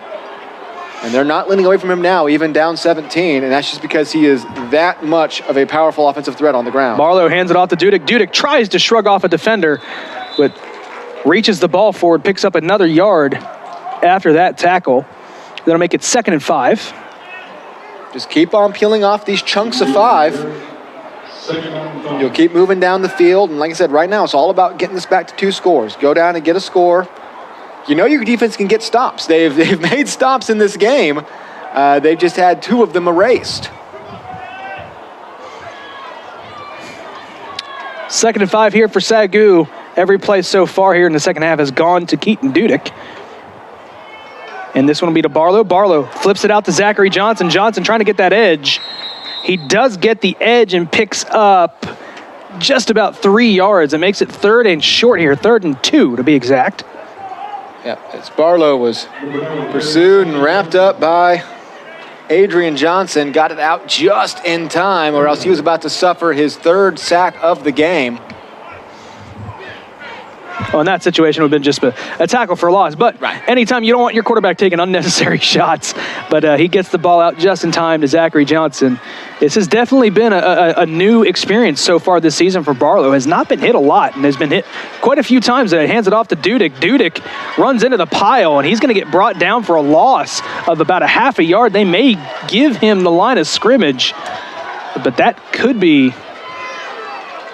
And yeah, just runs into a mob scene. But then the key thing is he's going to get wrapped up from behind as he's trying to split through the middle by Dylan Petway. Petway's going to get his hands around his waist because we know that Dudek can push that pile and kind of slink through it. Petway's going to wrap him up, though. You feel like if he had got a yard, you might have debated going for it even at this early stage. But with that, you're going to have to punt it away. Seth Green on to punt. We saw him have a phenomenal punt earlier in the game. Another one with the wind at his back is another good one. High spiral. It's fielded cleanly. He's got some room to run here. Breaks another tackle, gets brought down from behind, and that could be a touchdown saving tackle on that backside. But a good return there by Anthony Bobb sets Texas Wesleyan up just past the 40-yard line with good field position. That's going to be a gain of 15, and you're right.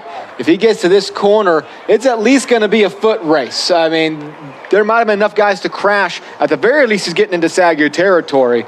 But that shoestring tackle. Christopher Bakos on the tackle. Yeah, we'll keep them at the 41-yard line. Still solid field position for Texas Wesleyan. They've been winning the field position battle in this game for the most part. Texas Wesleyan lines up under center. They're going to turn around and hand it off. Here's Epperson. Epperson weaving his way through the defense. He's got a good carry there on first down. He's going to get 7, make it 2nd and 3. And you know this is what the Rams want to do. Up 17 now after Epperson broke that big touchdown run finally on the last drive. He kind of struggled on the ground. You want to be able to do this now. Just hand it off. Get these chunks of yardage. Go ahead and start running this clock down. And if you're still gaining yards and scoring points, you can salt this game away pretty quickly. Turn around, hand off to Epperson again. Epperson this time, wow, he got hit initially at the line of scrimmage, but he just kept pushing the pile. He's going to have enough for a first down. There is a flag. It looks like it's going to be in the area of holding. Yeah, it's going to be a hold on the Rams as it's thrown directly into the spot where it was. Offense number 77, 10-yard penalty, remains second down. So SAGU catches a break there on the holding penalty. Yeah, 77 wasn't in, yeah, you see 77 in the screen there now. But a big penalty there to not only erase the first down, but bring up a 2nd and long.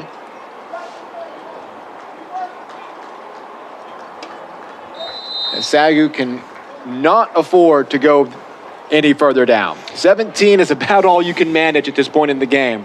You got to get a stop here. You find yourself down 24, and it's starting to look like you're needing miracles to get back into the game. 2nd and 3 turns into 2nd and 13 thanks to the holding penalty. 3 out wide to the left here for Dale. Epperson in the backfield. Dale takes a snap. Quick hitter. Finds his man out in the flat, but brought down quickly. That's going to bring up 3rd and 7. Who else but Damaris Heron? He just always finds a way to be where the ball is. Whether it's a run, a pass, he's always there. And he's not a guy that you can escape from. He's just 6'1", 215. He's not Keandre Belcher out there, but he's just a solid wrap-up tackler. Brandon Rolfe on the reception, his first of the afternoon.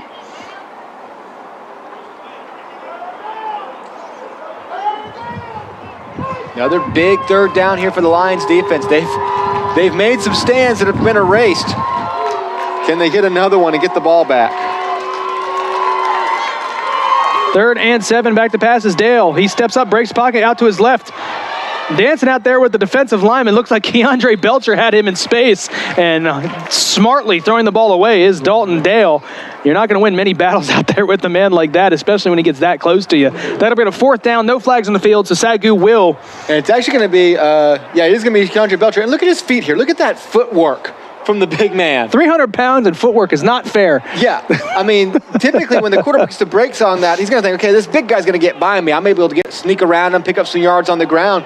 Belcher's able to put the brakes on and stand in front of him. So the Lions defense will force the big punt that they absolutely had to have here, and it's not a good one. Kind of a shank here. It's going to take a Rams bounce and settle inside the 35-yard line. So that's where SAGU will take over. So they have good field position here, and they get a stop on defense. 31-14, under 7 minutes left to go here in the 3rd quarter. SAGU down 17. There you see an updated scoreboard across the Sooner Athletic Conference that we have for you today. OPSU 13, Wayland Baptist 13 in a deadlock there. Arizona Christian up handily on Lyon 28-7. Ottawa and Texas College kickoff at 7:30 p.m. tonight Central Time. And then Texas Wesleyan, of course, your game here locally, giving you a live look in. OPSU actually up 20-13. They went ahead and put 7 on the board. So they're up 20-13 over Wayland Baptist. As that game heads into the 4th quarter. As it does. They're putting their 4s up. They're going into the 4th quarter, so they are well ahead of us here in Waxahachie. Time just moves faster up there, I guess. I think it does. I think you're right. Here is Barlow now, down 17. 2 out wide to his left, 2 stacked to his right. Option play, here's Dudek. He pitches out to Dudek. Dudek up the middle of the field. Had a crease, and he found it. He's going to get brought down just shy of the 50-yard line. And if you think Keaton Dudek's dangerous, wait until he gets the ball when he already has a full head of steam. That's what I love about this kind of pitch option play. Dudek's already picking up speed as he gets the ball. And the Rams were on him pretty quickly, but when he has that speed, any sort of crease that already exists, he's going to hit. He gets the ball all the way up to almost midfield, right at the 49-yard line. Moves the chains here for SAGU, and they are threatening to get into Ram territory here, just shy of midfield at the 49-yard line.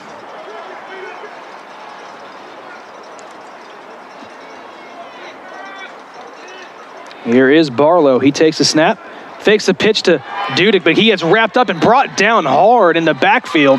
That's going to be a loss of 2. Adrian Johnson in on the stop as they were all over that one, and you never want to see your quarterback's helmet hitting the turf like that, as Johnson, such a strong player, Barlow to the ground. Barlow was not happy there after he got up, after getting slammed down on his head. As another Lions player lost his hat as well with a scuffle in the middle. No flags came out from it. And it will bring up 2nd and about 13. I call it a loss of 2. 2nd and 12. 2nd and 12. The scoreboard here saying it's 2nd and long, 11. Regardless, 2nd and long here for SAGU. Barlow, double stack either side of your screen. He hands it off to Dudek, and Dudek is swallowed up after no gain. The Texas Wesleyan defense stout after a long run by Keaton Dudek to start this drive. They have turned it around and dropped SAGU for 2 losses in a row. And it's Adrian Johnson again after he had the sack to start the game. SAGU's offensive line done a good job of keeping him in check, keeping his name off the stat sheet, but he blows Barlow and Dudek up on back-to-back plays to bring up a 3rd and long at the 47-yard line. Just over 20 minutes left to play in the game. You know SAGU really needs this one. Here is Barlow, 3rd and long. He's back to pass. They bring pressure. He's looking across the middle. Has his man. 1st down, Lions. Completes the pass to Zachariah Johnson. He's got enough for the 1st down and 2 more. So SAGU gets into Texas Wesleyan territory.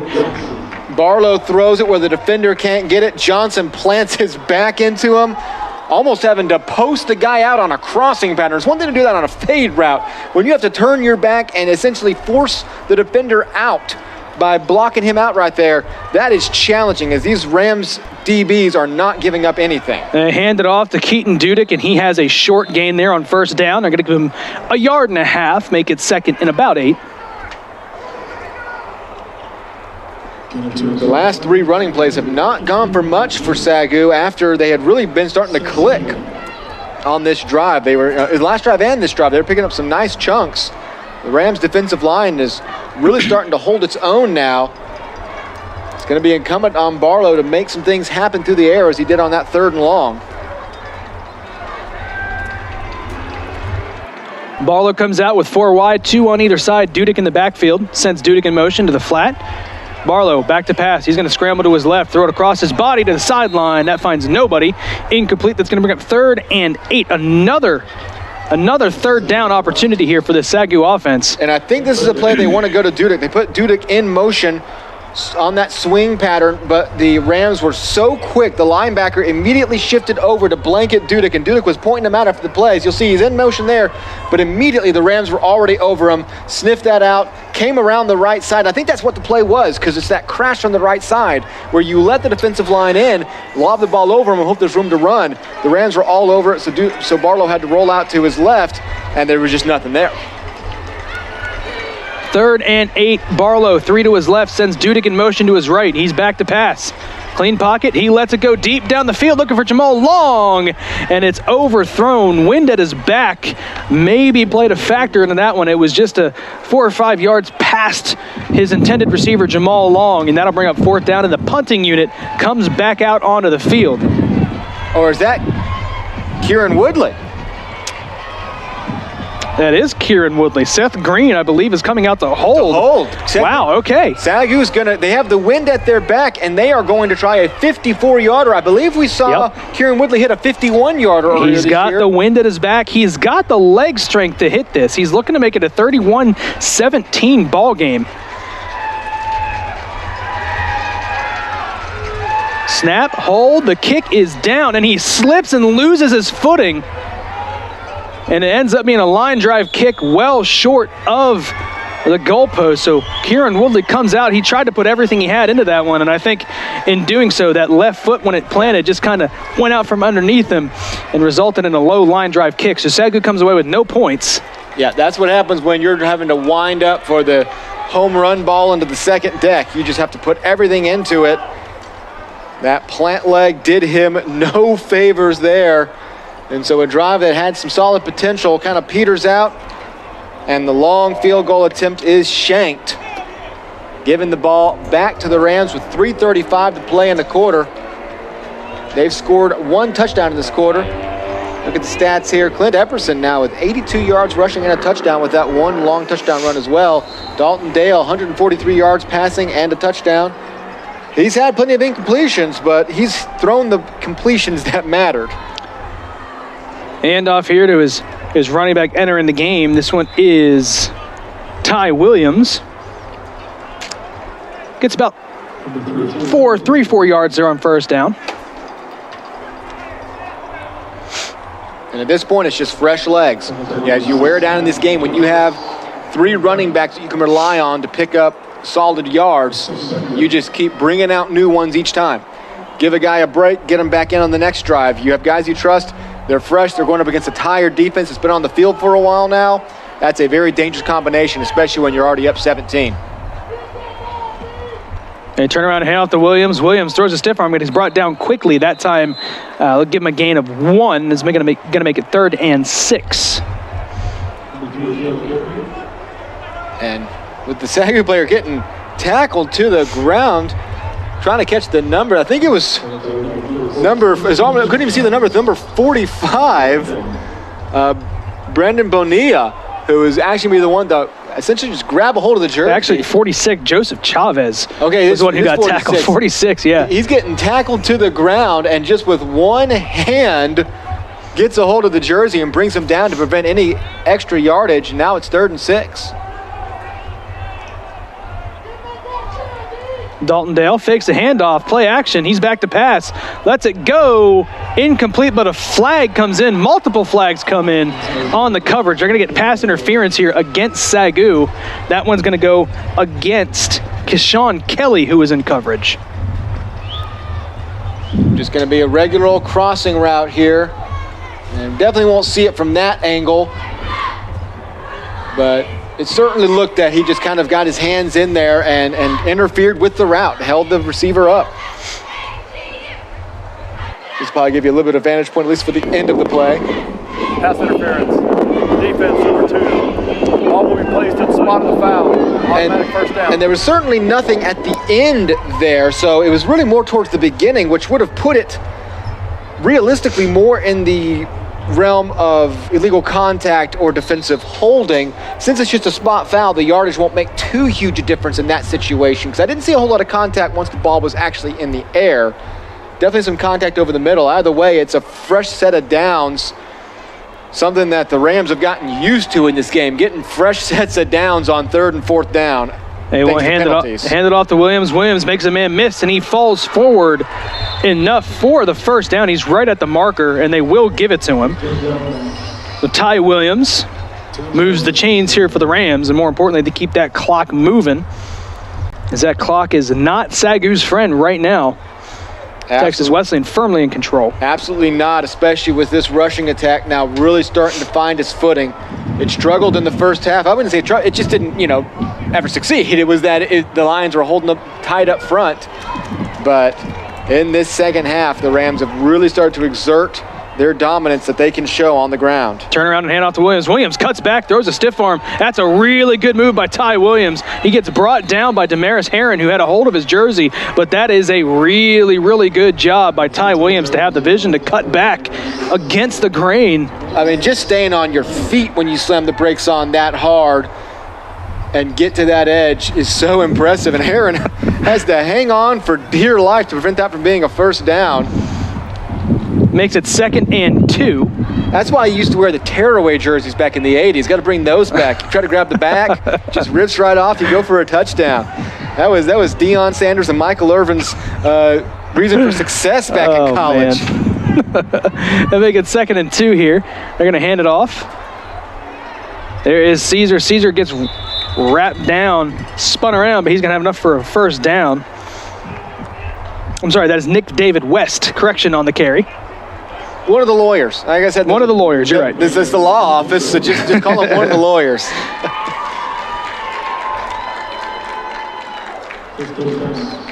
And right now, the Rams almost feel like in 2-minute mode, just running this clock right now. They know the game situation.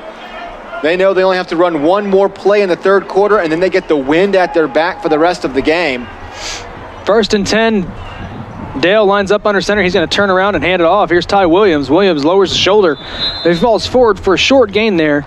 About 2 yards. It'll make it 2nd and 8, but that should be the last play here in the 3rd quarter as the teams start to head to their respective sidelines. As they flip the field, we will see the 4th quarter of action here in just a couple of minutes, with Texas Wesleyan up 31-14 and driving here on SAGU, deep in SAGU territory. Yeah, a quarter that only saw one score as the Rams took the opening kickoff down the field, and aided by yet another 4th down punt penalty against the Lions.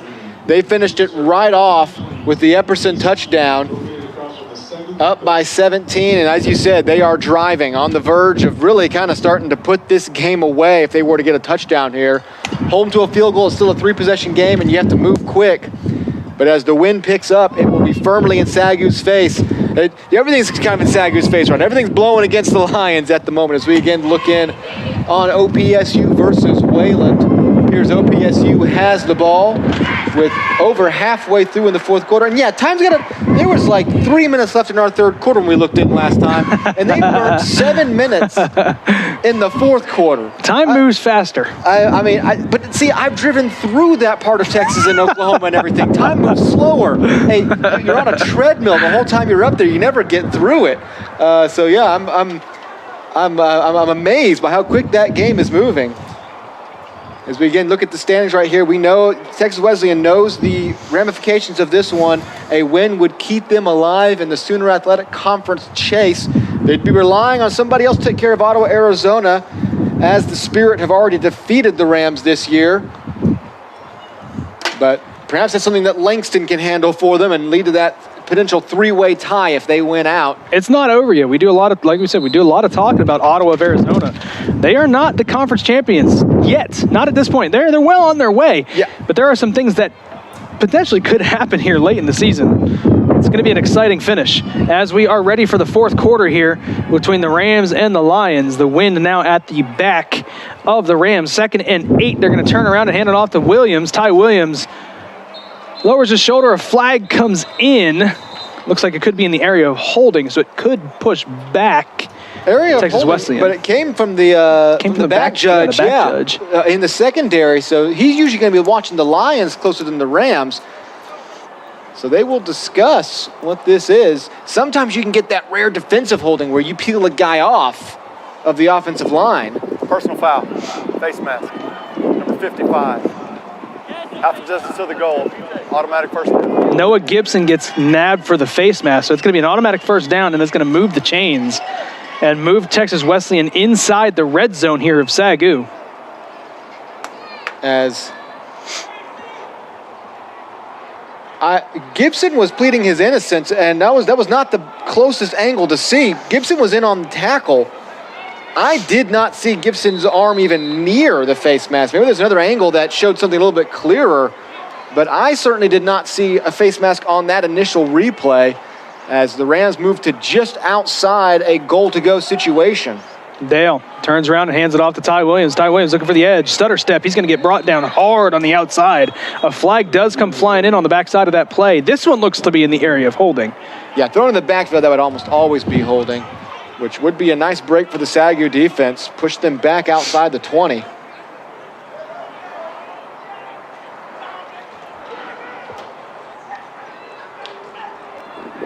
Holding. Offense, number 10. 10-yard penalty. Remains first down. Cameron Chapman, the tight end, gets called for the holding penalty.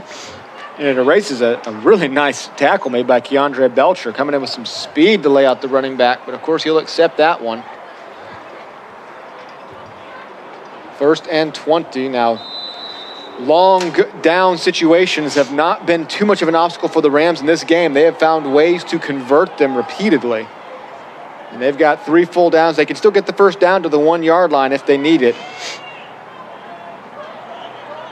But this is almost close to 3rd and goal from the 21. Absolutely. From the 21. Dale's going to keep it himself on the read option. He makes a move inside. He's got some room to run here. Gets the edge down past the 5 to the 1 into the end zone for the touchdown. A flag comes in towards the end of that run. It could be coming back. We'll see here. But as it stands, Dalton Dale scampering around the edge into the end zone for a touchdown. This is going to be holding on Brandon Ralph as he's blocking well here, but at this point it becomes holding.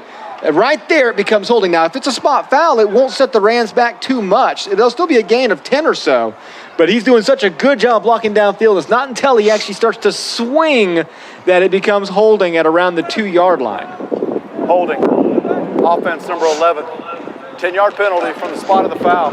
Remains first down. Brandon Rolfe, like you said, gets called on the outside for the hold. So and up until this, it's amazing blocking by a receiver. It's not holding until now. Now it's holding. As soon as you turn the guy around, it's holding. And sure enough, that's about where they're going to mark it. Looks like they are going to mark the ball, right at the 11-yard line. So they're going to rule that he held literally at the 1-yard line. But it essentially erases the last holding penalty and will bring up 1st and 10 from the 11 yet again. So 10-yard run from Dalton Dale. It actually kind of hurts SAGU because these 2 holding penalties, the clock has continued to run and has been first down twice. They've gotten to run 2 plays and had it's remained first down for the last 3 plays. If getting a penalty in your favor ending up hurting you isn't the summation for SAGU's luck today, I mean, that is definitely been the vibe today for the Lions for the most part. They will hand it off to Epperson. Epperson looking to get to the outside. SAGU does a good job this time of stretching the play out and bringing him down. It'll be 2nd and call it 9 after a gain of about 1. And it looks like after the play, leaving the field for the Lions is going to be Lontarius McClain. He was in on the tackle and looks like he might have hurt himself and got off the field very quickly. It was a good stretch play by the defense, getting to that corner and preventing any damage from being done. And Man, the Rams have just milked the clock on this drive. Absolutely. If they don't score at all on this drive, this has still been a massive win for them. And he handed off to Epperson again. Epperson looking to get to that edge. Not this time. SAGU brings him down for, they're going to call it a no-gain carry there, but it's going to bring up 3rd down. Yeah, Noah Gibson gets in the backfield, wraps him up, and has just enough help around him that they keep the running back off his feet. Yeah, it'll be no gain. Timeout for an injury.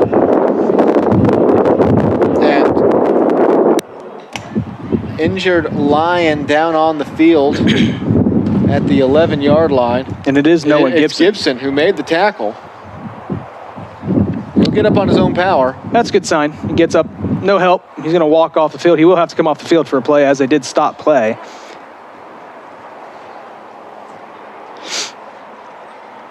So yet another big 3rd down situation. This is definitely a tipping point. If you can hold them to a field goal, it's a 3-possession game, which, I mean, don't get me wrong, that's going to be super tough. Oh, yeah. If they score, it's a 4-possession game, and that's about all she wrote. So this is a kind of a swing. If you could watch, if we have one of those little win probability things in here, you probably see at least a couple of percentage points up for grab right now, whether the Lions have really any realistic chance of getting back into this one and making it competitive. They were down 21 to Arizona Christian in the 4th quarter and ended that game on the Arizona Christian 7-yard line down by 7. So, I mean, they have shown they have the ability to get back in, but four scores would be just too much to ask. 3rd and 9 here for Texas Wesleyan. Clock continues to move. Dale takes a snap. He's back to pass. He's going to go fade to the end zone. And a flag comes out. It looked like pretty good coverage on the outside. The pass was intended for Collier Ricks. And it looks like there was contact from both sides on the outside. Tough to look at this one. It looked like it was pretty good coverage. I mean, yeah, that's just kind of hand fighting to the corner. Pass interference. Defense number 2. Ball will be placed at the 2-yard line. Automatic 1st down. I mean, that just kind of looked like bump and go coverage all the way down the field. And again, the initial contact is going to happen before the ball comes out. At this point, he's going to release, and the ball is uncatchable. That's an uncatchable ball. As for at least the 5th time in this game, the Rams will get a fresh set of downs on 3rd or 4th down. And that one, there's necessary flags, and then there's ones that you go, you probably could have kept that one in your pocket. And yeah, there's hand fighting, there's bumping, but on what play is there not? There's Epperson on the 1st down carry, moving the pile into the end zone. Texas Wesleyan caps off a long drive with a score, and a flag comes in after the play, and things are starting to really get out of hand here for SAGU. Clint Epperson takes the 1st and goal handoff from the 3-yard line, battles his way, tough running into the end zone. We'll see what the call is from the official here. That flag came in well after the play, so we could be looking at some sort of unsportsmanlike conduct here. It just depends on who it is, who it's on. The touchdown. Unsportsmanlike conduct, number 50 of the offense. That penalty will be assessed on the kickoff. Jordan Higgins gets flagged for the unsportsmanlike conduct, and it will be enforced on the kickoff. So SAGU should start off with good field position here, but is it too little too late? Because Texas Wesleyan looks like they're going to go up here 38-14.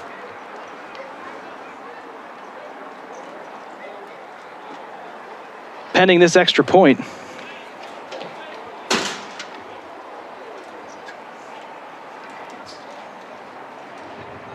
So Texas Wesleyan with a very, very long drive. It feels like forever since we've seen Jordan Barlow out on the field in the SAGU offense. And Texas Wesleyan just doing a good job, aided by a couple of penalties, but they just did a good job of running and keeping that clock moving in a long, sustained drive as the extra point is up and it's good. 38-14 now, Texas Wesleyan is ahead. And you got to think that this one is firmly in hand. What's really most amazing about the drive is it wasn't a long drive. They took over with decent field position after the missed field goal, and just methodically, they got it literally one thing at a time. They kept getting 11 yards. There was never a big moment. They would get the 11 yards they needed in the 3 plays allotted to keep moving the ball. And then, of course, when you get those big penalties on third downs, to just keep handing it over. Some, just SAGU's got to clean up. Some, you just got to know there's going to be ones that don't go your way, whether it's, legitimate or not. But the Rams burn, a full fifth of the fourth quarter away. And, now up by 24.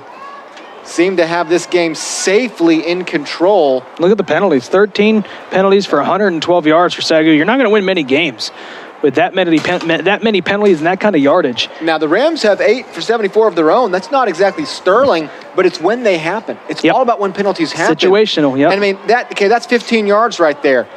Big whoop. You're kicking off from the 20. Now SAGU gets the ball at the 35 instead of the 25, potentially. Who even knows?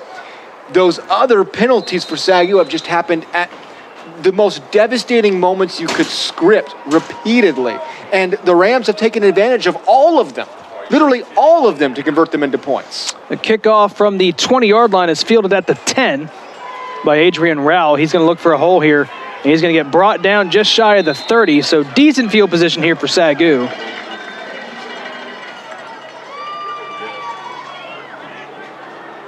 And that is where SAGU will take over.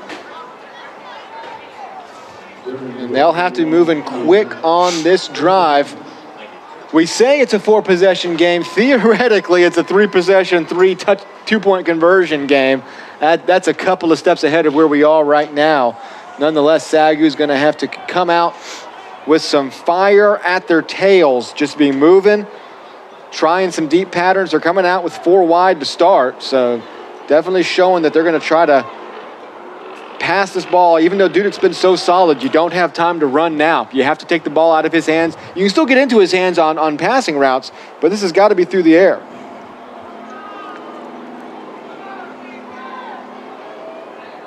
SAGU will set up shop here just past the 30-yard line at the 32. 4 wide, 2 on either side here for Barlow. Dudek in the backfield. As you said, it is crunch time here. SAGU has got to get some yardage and get it fast. Here's a snap. They'll fake the handoff, throw it across the middle, looking for Zachariah Johnson, and it falls incomplete. Looking for that slant across the middle, just kind of in and out of the hands of Zachariah Johnson, and falls to the turf. That's something SAGU usually does so well, and you don't see Zachariah Johnson drop many of them. But there's defenders everywhere. It's tough to make those catches when you've got a defender on you. And SAGU has just had no room to work at all. These DBs, these corners, everybody have been lined up tight and not allowing any room to work with, to where any catch and any throw just have to be perfectly placed. Barlow on second down. He's going to hand it off to Dudek. Dudek up the middle. He's got a lot of room to run. Gets past one man. He's down past the 40. Can he win this foot race? He's down past the 20. 10, 5, gone. Touchdown. SAGU answers back with a quick score. 2-play drive to bring it back. 38, potentially 21 here. Bring it back to 17. And that's the kind of score that SAGU needed. Quick, easy touchdown there for Keaton Dudek, his 11th rushing touchdown on the season. And this all starts by going out so wide, the safety help has to shift over to cover the guys up top. So as soon as Dudek gets through the line, there is nobody there, hustling the whole way. And the Lions are going to try the extra point here. Again, if they went for 2, they could potentially cut it down to 16. But they will just kick the extra point to try to make it a 17-point game. As I was just saying, you have to take the ball into Dudek's hands. Well, not if he's going to break 60-yard touchdown runs. Kick is up, and it is good. So we are at 38-21. SAGU cuts it back to 17. That gives Keaton Dudek 154 yards rushing on the day. He was held to under 100 until that carry just now, his second touchdown of the day. So SAGU brings it back to 17, and I'm with you, Tim. I would have gone for 2 there. Yeah, I mean, again, it's you're getting several steps ahead, but if you're able to make all those 2-point conversions, you could tie the game up on 3 scores. Now it's still a 3-score game. Now you're just right back where you were before you get to the last touchdown. If you miss the 2-point conversion, it's still a 3-point. It's still a 3-possession game. It doesn't make sense to not go for 2 there. Trailing by 17 and 18 makes very little difference at this point, whereas trailing by 16 opens up that window of this being a 2-possession game. So the Lions, they will just settle for the extra point, however. Let me tell you, the Rams are lined up in regular kickoff coverage. They are not coming up for an onside kick, and I'd be very aware of the Lions attempting an onside kick, especially since they're showing a unique formation. And they will end up kick it deep. Not very deep, actually. It's fielded just shy of the 25-yard line. Oh, what a good move. He cuts it back up to the middle of the field. He gets it past the 30, just short of the 35-yard line. They're going to mark him down at the 33, so that's where Texas Wesleyan will take over. Now, we've seen Texas Wesleyan methodically take time off the clock so far here in the second half. It just feels like we have not seen Barlow in this Lions offense at all. It's been all Texas Wesleyan just chipping away at this clock. And with 11 and a half left to go in this game, up 17, you got to think they're content with taking some more time off that clock here on this drive. Obviously, as an offense, you had to score quickly on the last drive. But yeah, SAGU's offense has been on the field hardly at all this half. They had a 3-and-out to open. They had the missed field goal drive, which they got down the field pretty quick on. It wasn't a very long drive before they missed the field goal. Then a 2-play drive right there for the touchdown. But after an extremely long Rams drive, the defense is right back out there. Obviously, they have to be at this point. You know, you have to score quick. But I imagine we'll see lots of this. Ty Williams takes the handoff from the quarterback under center. He's going to have a gain of 2, make it 2nd and 8. Again, I imagine we'll just be seeing lots of runs straight up the gut with the clock continuing to move as the Rams do still lead by 17. And you see Texas Wesleyan taking their time here getting the call from the sideline. This also doesn't eliminate, but it makes less likely the possibility of a turnover. You know, you're not going to fumble too many times with these running backs. They know not to fight for extra yards right now. Just go down when you need to go down. 2nd and 8, they will step back and pass. He lets it go. Incomplete. As it was a risky pass there, coming out and throwing the ball on 2nd down. It's going to stop the clock and save some time here for SAGU. Stops the clock, and yeah, the SAGU defender was all over him. Kevion Davis was right there with solid coverage. That pass intended for Collier Ricks. That brings up 3rd and 8, more importantly here for SAGU. It stops the clock here with 10:42 left to play.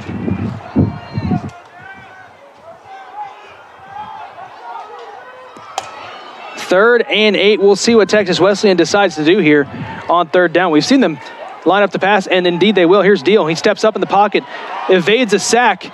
He's looking to throw it somewhere, throws it across his body, and it is almost intercepted. It is intercepted off the tip and coming down with it. Who else? Damaris Heron getting the ball off the tip. So there is a turnover that SAGU desperately needed. So the SAGU offense will come back out onto the field, now down 17 with 10 and a half left to go. They've got life here late in this ball game. And this is just an incredible pick. It's going to be just completely dropped before Heron comes in and saves it.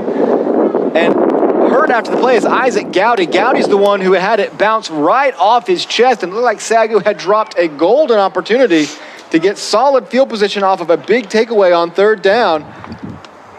But saving the day was Damaris Heron. Unfortunately, unable to turn around and make any sort of return. But the ball will be placed at the 38-yard line. 10:32 to play, so the Rams drop back and pass twice. And SAGU does a good job of eliminating both things. They force an incompletion, stop the clock, get the interception, and yeah, I mean, just the tiniest spark of life exists as Oklahoma Panhandle State has officially held on to beat Wayland Baptist 20-13. We're all 1-0 so far this week. Arizona Christian up 35-7. I got to think we're going to be up 2-0 after that game, even though it's just a halftime. And of course, Texas Wesleyan here in this game here up 38, now 21. Over the hometown SAGU Lions, and of course the Ottawa Texas College game we'll be keeping an eye on tonight at 7:30. So SAGU's defense finally forces the turnover. The turnover differential now just -1 for the Lions, because I'm not including those punt things because those don't officially count, but man, they sure do feel like it. Can SAGU get another quick strike? Here's Barlow. He's got Dudek in the backfield. Takes a snap, he's back to pass, facing immediate pressure, throws it off his back foot. That time looking for his man across the middle. And he just had someone right in his face. Yeah, immediate pressure. Just has to kind of throw it to where he hoped the receiver might. That's almost more a throwaway than anything. Khalil Jenkins, the intended receiver. Yeah, didn't even have a shot to get back to it. As I'm pretty sure there's been more separation between me and you sitting up here in the booth than there's been between the Lions and any Rams defender in this game so far for the receivers. They have just been blanketing the Lions all game. Here's Barlow. He's going to hand it off to Dudek. Dudek tries to cut up the middle, and there is nothing there. He's going to get a gain of 1. Go back to that well, obviously, but it's Adrian Johnson who's there to clean it up. He doesn't just make big game-changing sacks. He's also there to wrap up your running back, prevent him from getting anything. 3rd and 9. Have to imagine this is also 4-down territory for the Lions if they want to have any hope of scratching their way back into it.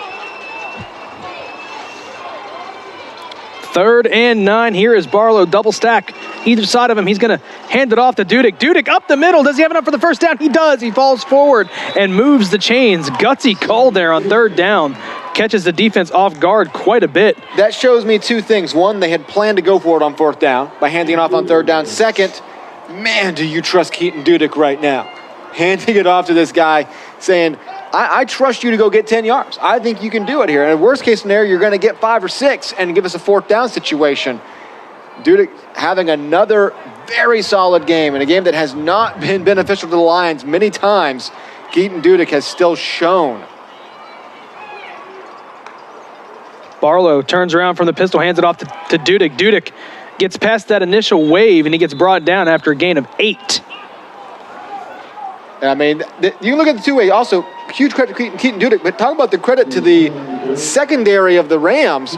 The Lions would rather be throwing right now. There's no question they'd rather be throwing down 17 points, but they know the best way to get their yardage is by handing it off. I mean, that is a huge credit to this Rams secondary that they have so completely kept these wide receivers in check that you're like, no, our best option to rally in this game is handing the ball off. And they will indeed hand it off to Dudek again. Dudek reverses field. He's looking to find any sort of daylight that he can. He's got enough for the first down, so that'll move the chains. So SAGU's got a new set of downs, and like you said, they're not necessarily able to throw the ball all that much today. They're going to rely on Keaton Dudek, and he has delivered here so far in the second half. It's just, if you're a Lions fan, it's just a shame he hasn't been on the field more here in half number 2. And obviously it's a shame that each time he runs right now, it means that clock stays running, but he is definitely padding his stats as he tries to help the Lions scrap back into within 2 scores. Here's Barlow. Hands it off to Dudek again. Dudek looking for something going behind that initial wave, and there's nothing there. He's going to get no gain. So that'll bring up 2nd and 10.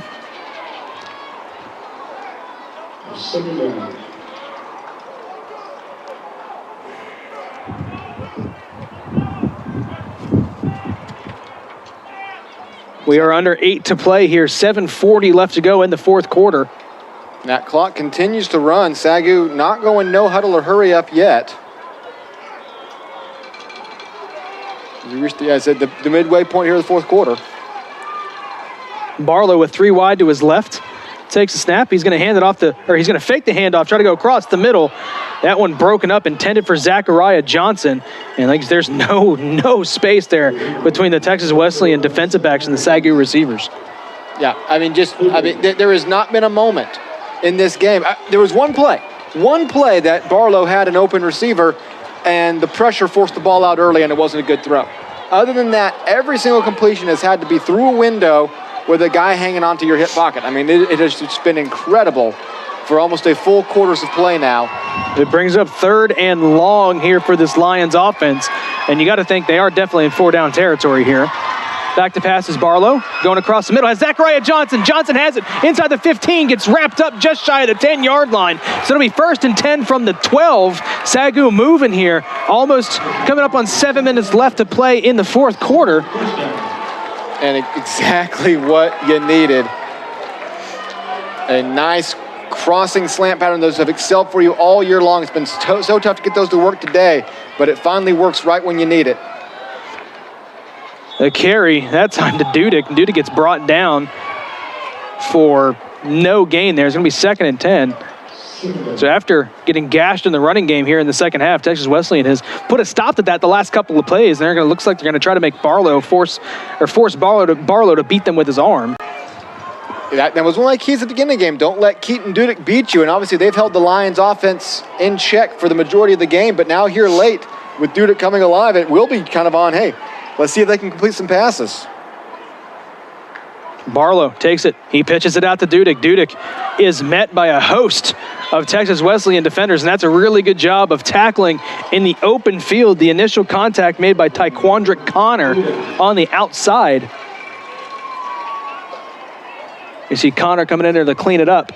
That pitch play has worked for the Lions throughout this season, truly, but it had nothing doing there. SAGU will use their first timeout to essentially draw up this. SAGU takes their first time out of the half. This big third down play here. If you don't get this, you'd imagine you would have to kick the field goal to get it down to a 2-score game. Stats on the day, Jordan Barlow, just a 42% completion rating. And when you realize that all 9 of those had to be nearly perfect throws, that's how challenging it's been.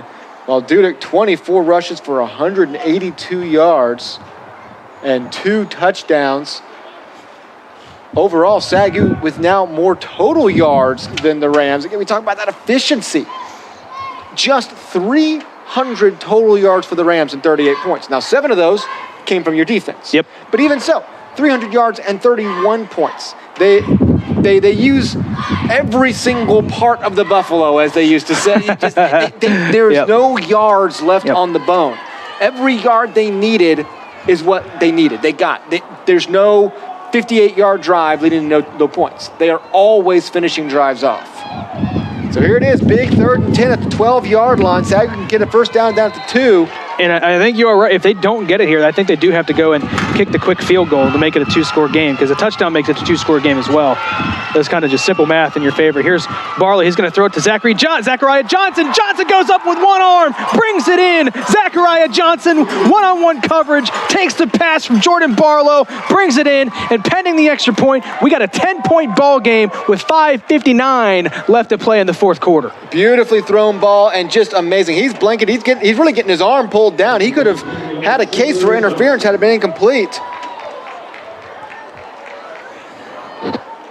SAGU is going to come out and go for 2 to make it a 9-point ball game. That seems to be in the wrong sequence in my mind. I'll just go ahead and say it. There's no benefit in being down 9, but there's a benefit in being down 10. They're going to hand it off to Dudek. Dudek is running for his life. He's going to cross field, trying to pick up a block from Barlow. Dudek is going to get brought down. Now SAGU down 11, 38-27.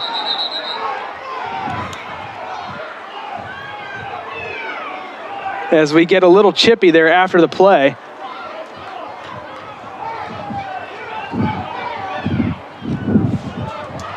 Going back to the touchdown, though, just dazzling. Absolutely amazing throw from Barlow. And Johnson completely blanketed. And that's where he was going from the start. That's a one-step pass. He catches it, sets his feet, and throws it. There was never any other intended receiver. As SAGU has cut the lead back down to 11. They were down by as many as 24. And for the 3rd time this season, they have scrapped their way back to where this is a competitive ball game with 6 minutes remaining as we look in live at Arizona Christian taking on Lyon up 35-7, and they appear to be it's a punt. It's a punt, yes, it's a punt. I was trying to figure out this offensive setup. I'm like, nobody looks like a quarterback. The punter's just outside the frame there. I was very confused as to who was on offense and what either of those setups were. So now SAGU comes out. You got to think the Texas Wesleyan is going to be aware of the onside kick opportunity. They didn't show any onside kick look last time, but they are definitely lined up for it this time. And SAGU's definitely showing it. 6 minutes left, needing 2 scores. You probably need it.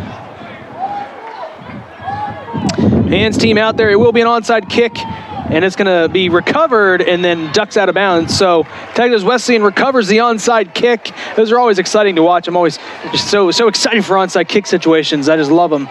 But that onside kick recovered by Texas Wesleyan, and then he ducks out of bounds safely as to not risk any opportunities that a fumble there is recovered by Collier Ricks. So that is where Texas Wesleyan will take over. Wasn't a poorly hit onside kick. That's what you wanted to do. You want to bounce those to where, that's how it happens. Anything happens. It bounces off hands just wrong. You get a guy who takes the right route and gets to it first, but unable to convert it. And so now the Rams with a very short field. It doesn't really matter for the Lions, though, where they have the ball. They have to have a 3-and-out and get the ball back regardless.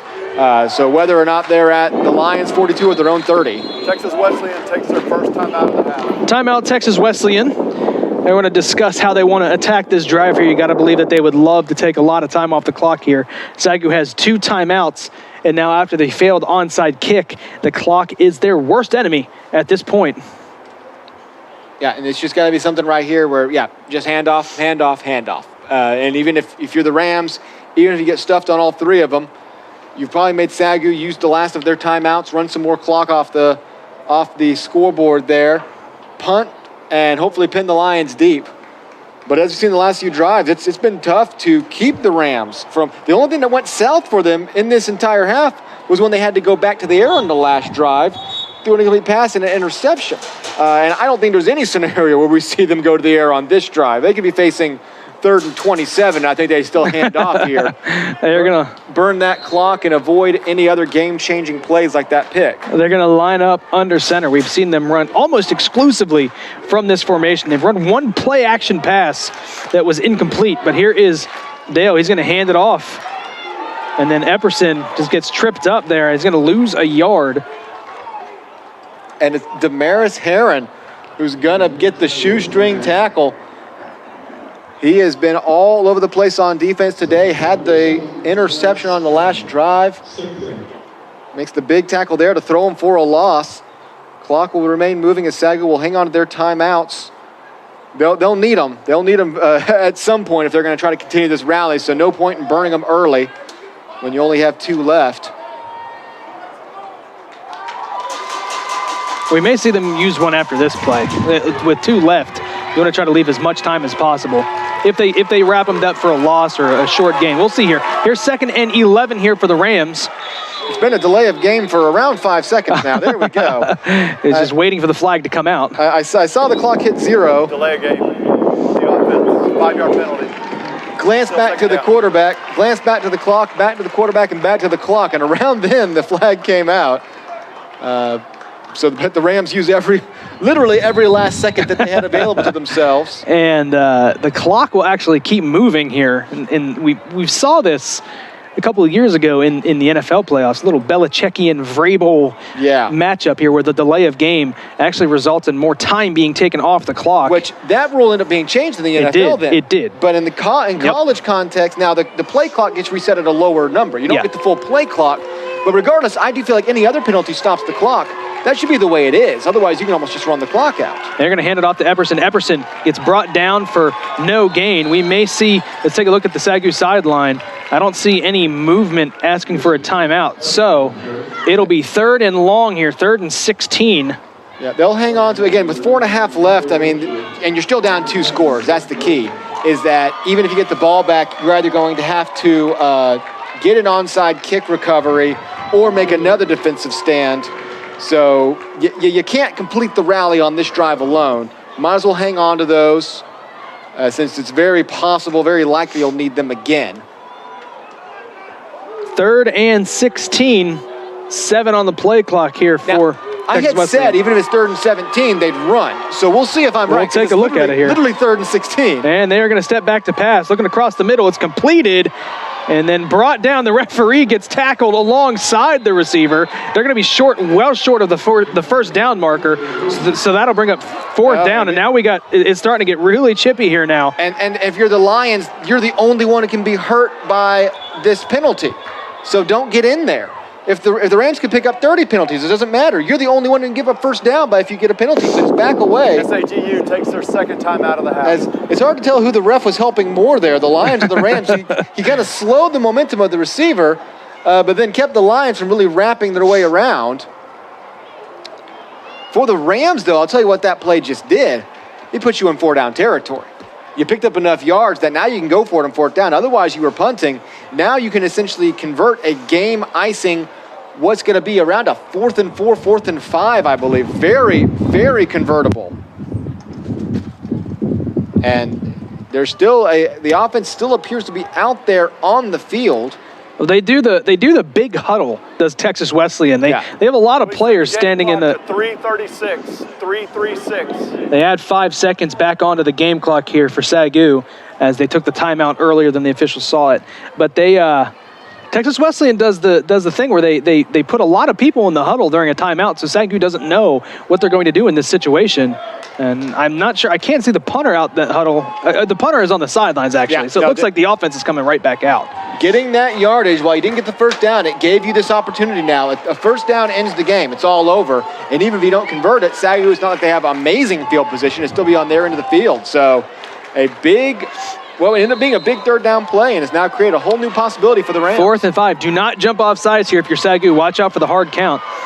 4th and 5. Here's Dale, rather. And here comes a flag. I'm not sure what this is going to be on. The SAGU's body language. SAGU jumped first. Yep. It's just a question of whether they got reset before the Rams jumped. The body language on the SAGU defensive side of the ball is not great right now. This is a long 5 yards. It may not be just, it's going to be 4th and inches regardless. It's a long 5 yards. False start. Wow. So it does go against Texas Wesleyan. So they rule that because the Lions did jump, and they're going to rule that SAGU we'll watch the replay here very closely. SAGU jumps. It's the other side of the line. I'm not sure if that had anything to do with it. I think SAGU might have got the benefit there, because it feels like the guy that jumped on the left end jumped while SAGU was across the line. It's a bang-bang situation. Obviously, you're down the field, but I think SAGU may have been across the line when the Rams jumped, and if that's the case, it would have been offsides on the Lions. As it is, it's a 5-yard penalty against the Rams, and SAGU does get the ball back. And the punt will go over the head of the return man into the end zone for a touchback. So SAGU will take over on the 20-yard line. So 3:28 to go, timeout left, 80 yards ahead of them. They at least need to go down and get a field goal as quick as they can so that they have the opportunity at an onside kick. At this point, if the Rams were to get the ball back, period, that would just about be the end of the game. So for SAGU, the only way back in this one is a score and a successful onside opportunity. They've already done that once this year. When they went to Arizona Christian, they were in this similar situation, down 14, scored a touchdown in the waning minutes, and in the last minute, and recovered the onside kick to almost come back and complete that rally. Here is Barlow. He's going to fake there. He's going to hand it off to Dudick. Dudick up the middle. He's going to pick up 9 yards there on first down. So SAGU's still coming out here down 2 scores, comfortable running the ball. If you're going to pick up 9 yards a pop, why not? Yeah, didn't quite get the first down you wanted to stop that clock. Need to move a little bit quicker back to the line. You're losing time right here. 5 wide here for Barlow. He's back to pass. He's going to go deep. Jamal Long, he's got him. He goes up and gets it, and it's a foot. He is gone down to the 20, 10, 5, touchdown. No flags on the field. SAGU, 2 plays, 80 yards. The home run ball to Jamal Long from Jordan Barlow, and this is a brand new ball game. And this is just blown coverage by the Rams. All SAGU can do is go deep and score a touchdown. You have got to have more safety help up there. But let's not take it away from Jamal Long. He has to go up. He has to go back. Covered, brings his feet down, secures the ball. Wow. And there was no, you almost said foot race for a second. There's no foot race. That's a parade into the end zone as the Lions are back. And they have to go for 2 here to make it a 3-point game. And indeed they will. 38-33, 2-point conversion pending. And that was so quick that now, even the onside kick is not successful, they'll have a shot. No. Takes their final timeout of the game. Oh, no. You got it. They take the timeout on the 2-point conversion attempt, and you hate to see that. That is the worst possible scenario to use your last timeout. I would have taken the 5-yard penalty before I took that timeout. Oh, no, you can't do that. As SAGU has stormed their way back into this one, a game that, for all intents and purposes, was over early in the fourth quarter, down 38-14. The Lions have reeled off 3 straight touchdowns. and are on the verge of getting this back to within 3 if they convert this 2-point conversion, and it'll all come down to the onside kick. And now you have to onside kick it now. Yeah, I mean, there's a theoretical situation where if the Rams recover, even with no timeouts, if you stop them on 3 straight runs, you'll have a little bit of time left, but not much. And they go 5 wide here to convert the 2-point conversion to go across the middle, looking for Zachariah Johnson. Incomplete, no flags. Coach Smith is begging for a pass interference. He's not going to get it. That's good coverage across the middle. So SAGU will now set up shop here for an onside kick, down 5, 38-33. You look at the pass across the middle, and there's a little bit of contact, but they're kind of running into each other. The ball was behind Johnson. And essentially, that's taking place within 5 yards of the line of scrimmage. You're at the 3-yard line, and they're going to give you that leeway even if there's the end zone. So. Yeah, it doesn't even matter in college. Yeah. You can hand fight down the field all you want, but I mean, that's just good coverage. The ball is behind the receiver. I'm not sure that they can even deem that catchable. Jamal Long now with 4 catches, 120 yards, and 2 touchdowns in this one. As he, you watch the replay again here. There was definitely contact, but I mean, anytime you make contact and also get your hand on the ball, I mean, that means you were playing good defense. So SAGU's down 5, 2:54 remaining. No timeouts. This is not 100% the game here, but it's 98% the game here. If you recover this, there's going to be some nervous people on the Rams sideline. If you don't, then it's going to take some big stands to have a chance at this one. Look for a high bounce here, and they do get a high bounce. It's going to go out of bounds. That's going to be a free kick out of bounds. Now there's a flag that happened. It looks like SAGU helmet is on the ground. That's not the free kick out of bounds flag, I don't think. It looked like that flag came out before the ball had traveled out of bounds. Regardless, it will be out of bounds. The free kick goes out of bounds. So they may be offsetting penalties here, which would allow SAGU to go and try an onside kick again. You'll see. Oh, that's a blind. There's the flag. We have 2 fouls on the kicking team. Both on the kicking team. Number 1, that penalty will be enforced. The free kick out of bounds will be declined. First down, Texas Wesleyan. But that hit is not called. I've got an issue with that. You're allowed to hit the up man. He's not blindside. Like, take a look here. It is a legal hit. It just depends where you hit him. It looks like he hit him square in the chest. That's a legal hit. I mean, that's a legal hit. He just hit him hard. That is. It's clean, and it looks like the helmet came off because maybe it had been a little bit looser as he hit the ground. That's a clean hit. You're allowed, as an up man, you're allowed to hit people coming down to the on the onside kick team to try to free up some space for your guys on the backside to recover the onside kick. That's a clean hit. I'm just surprised that Texas Wesleyan declined the free kick out of bounds penalty because they would have gotten better field position, I believe. Correct me if I'm wrong. I believe under new rules, that's a 5-yard penalty on a re-kick. Free kick out of bounds. Oh, is it? I believe so. They changed the onside kick rules so fast and furious season to season. Yeah. It can be hard to keep up. So now SAGU, a first down would end it. Absolutely end it, yep. 3 straight stops, and doing some fuzzy math in my head, you would have about 25 seconds to work with, perhaps. 25 seconds. Any first down would put this game away. 3 straight stops due to the fact that you had to use your last timeout on that failed 2-point conversion attempt.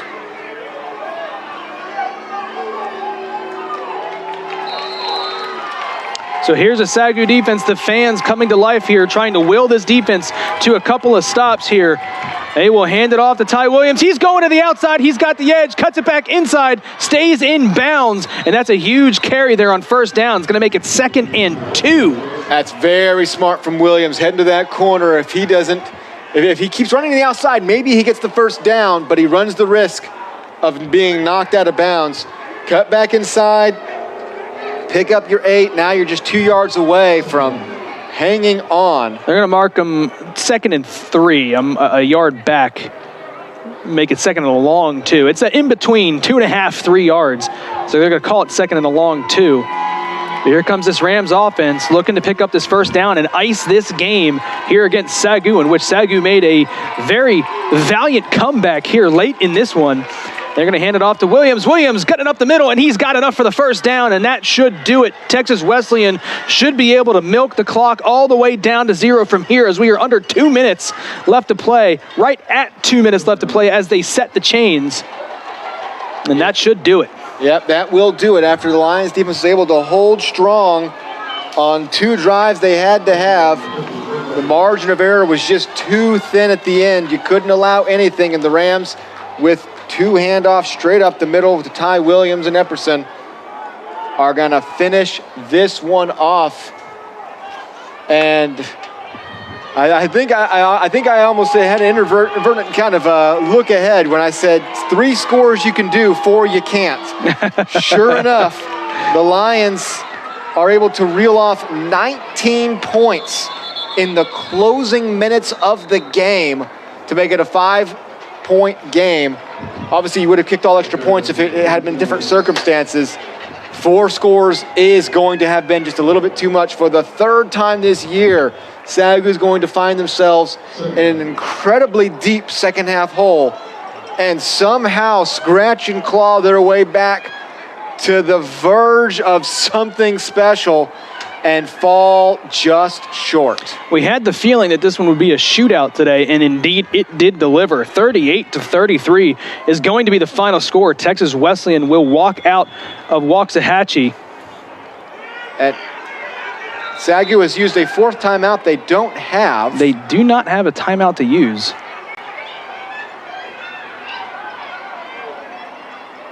This is interesting. I'm not sure what the stoppage is here. Coach Smith started walking onto the field like the game was over or that he was calling a time. He doesn't have a timeout to call. I'm waiting on a ruling here. There's no flags or anything on the field.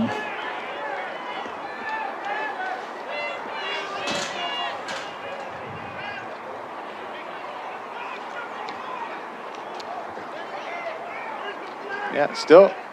And the Rams just can go right back to the line as obviously all we're doing is just kneeling down one more time. It wouldn't have been this game without just some of course not. No. Complete confusion towards the end. Of course not. No.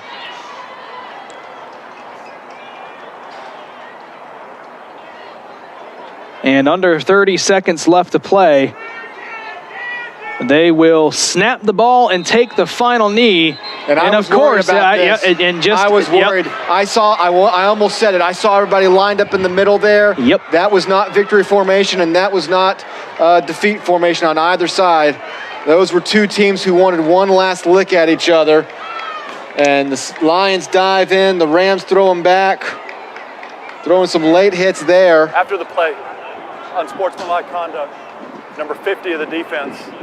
Half the distance to the goal, automatic first down. And so the Lions... 10-second runoff. Please set the clock at 6 seconds. 6 seconds and run on my signal. So the 10-second runoff, and there will be 6 seconds left after the runoff. So we won't have to have another play, which is good because neither of these... nobody on either team needs to be in the trenches one more time at this point. Feels like we're on the verge of some tempers flaring beyond repair.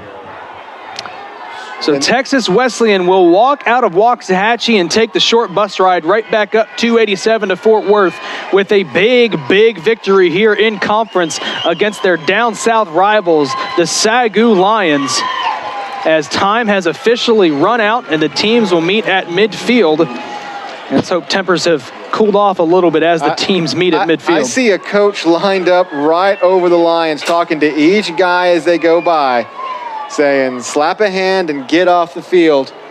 It would not be the first major brawl I've witnessed between the Lions and the Rams in my decade plus of calling SAGU Texas Wesleyan sporting events. As the great Jessica Sodich once said, there's a rivalry here and there's no love. And Texas, I will say, Texas Wesleyan's football program, it is newer. It's only a couple of years old, but in the few years that they have existed, they have put together a very good team. And we said this pregame, and Joey had said, you say this, they are inevitable. Yeah. They will always compete at any sport that they attempt to compete in. If they want to compete in it, they're going to compete in it. And that just is proven today. They come in, they beat a SAGU team who had a little bit of momentum. They've got a quarterback who's been rolling all season, and they, for the most part, for 3.5 quarters, dominated this game against the Lions. Yeah, outside of just a mad flurry, which has just been the Lions' specialty this year, even the last game where there was all a mad flurry in the third quarter that put the game away. Outside of that, they've really controlled this game, and they keep themselves alive in the Sooner Athletic Conference conversation. They'll be having a scoreboard watch for the rest of the season. But we also mentioned this is kind of an establishment game of who's the top of the rest, who's the best of the rest. If Ottawa, Arizona truly is just that much better than everyone this year, who's the best of the rest? And the Rams, they're going to get their shot at the Langston Lions later in this year as well. Yep. They've already taken down Arizona Christian. They take down SAGU today.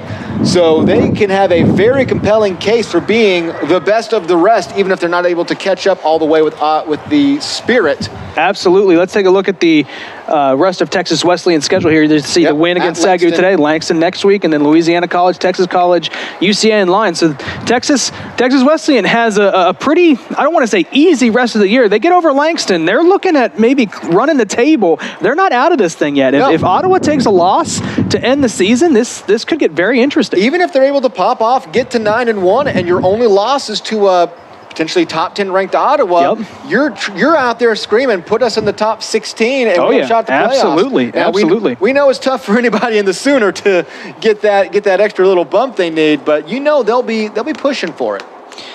Texas Wesleyan will move to 4-1 overall, as well as 4-1 in conference. SAGU falls to 3-3 and 1-3 in conference. So SAGU now on the bottom half of the Sooner Athletic Conference. There you see the up-to-the-minute standings that we have for you. Ottawa, of course, 5-0. They play later tonight. Langston, 4-0 in conference. Texas Wesleyan moves to 4-1. Arizona Christian should move to 3-2 today. OPSU moves to 3-3. And there you see the rest of the Sooner Athletic Conference as you see the look in at the ACU and Lion game. The only other Sooner Athletic Conference game going right now, up big, 42-7 as the third quarter is in its final minutes.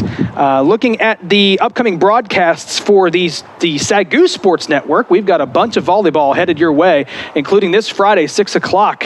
We have got 6 p.m. Langston, the Lady Lions taking on the Langston Lions at 6 o'clock. Of course, you can watch youtube.com. And then Friday at 8 p.m., they also have St. Thomas playing at 8 o'clock. So a doubleheader coming your way this upcoming Friday, October 15th for the Lady Lions. And then on Saturday, they've got Central Christian 1 p.m. So a couple of busy days here for the Lady Lions. And, of course, the next football broadcast. We're off next weekend, but we'll be right back in 2 weeks for the Lion College Scots to come to town in Waxahachie as SAGU looks to bounce back and get another win here at home. That game is a 2 o'clock kickoff, 1:30 pregame time as we bring our phenomenal guests that we've had every week so far across the NAIA. We'll be looking to get some more knowledge dropped on us, Tim, because we just like Sooner Athletic Conference, but we like to see NAIA as well. Oh, yeah, no, those guys, they're brilliant. And what makes them so brilliant is it's not like you're covering NCAA. Anybody can be an NCAA expert. These guys got to work. So be sure, and everybody we've had in pregame, go back and watch them. Be sure and follow those guys. Absolutely. If you are into NAIA football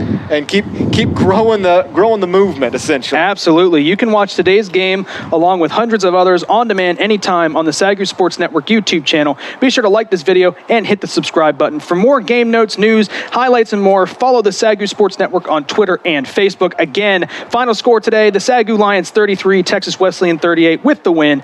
And just as a reminder, 90% of our crew at the SAGU Sports Network is made up of college students gaining experience as they prepare for their careers in live and broadcast production. We want to thank them for the hard work that they've given us all this season. It's been a blast. It's a blast every year to work with them. And it's amazing to see the things that they pull off just as college students, the level of broadcast that they are able to bring to you guys every week in and week out.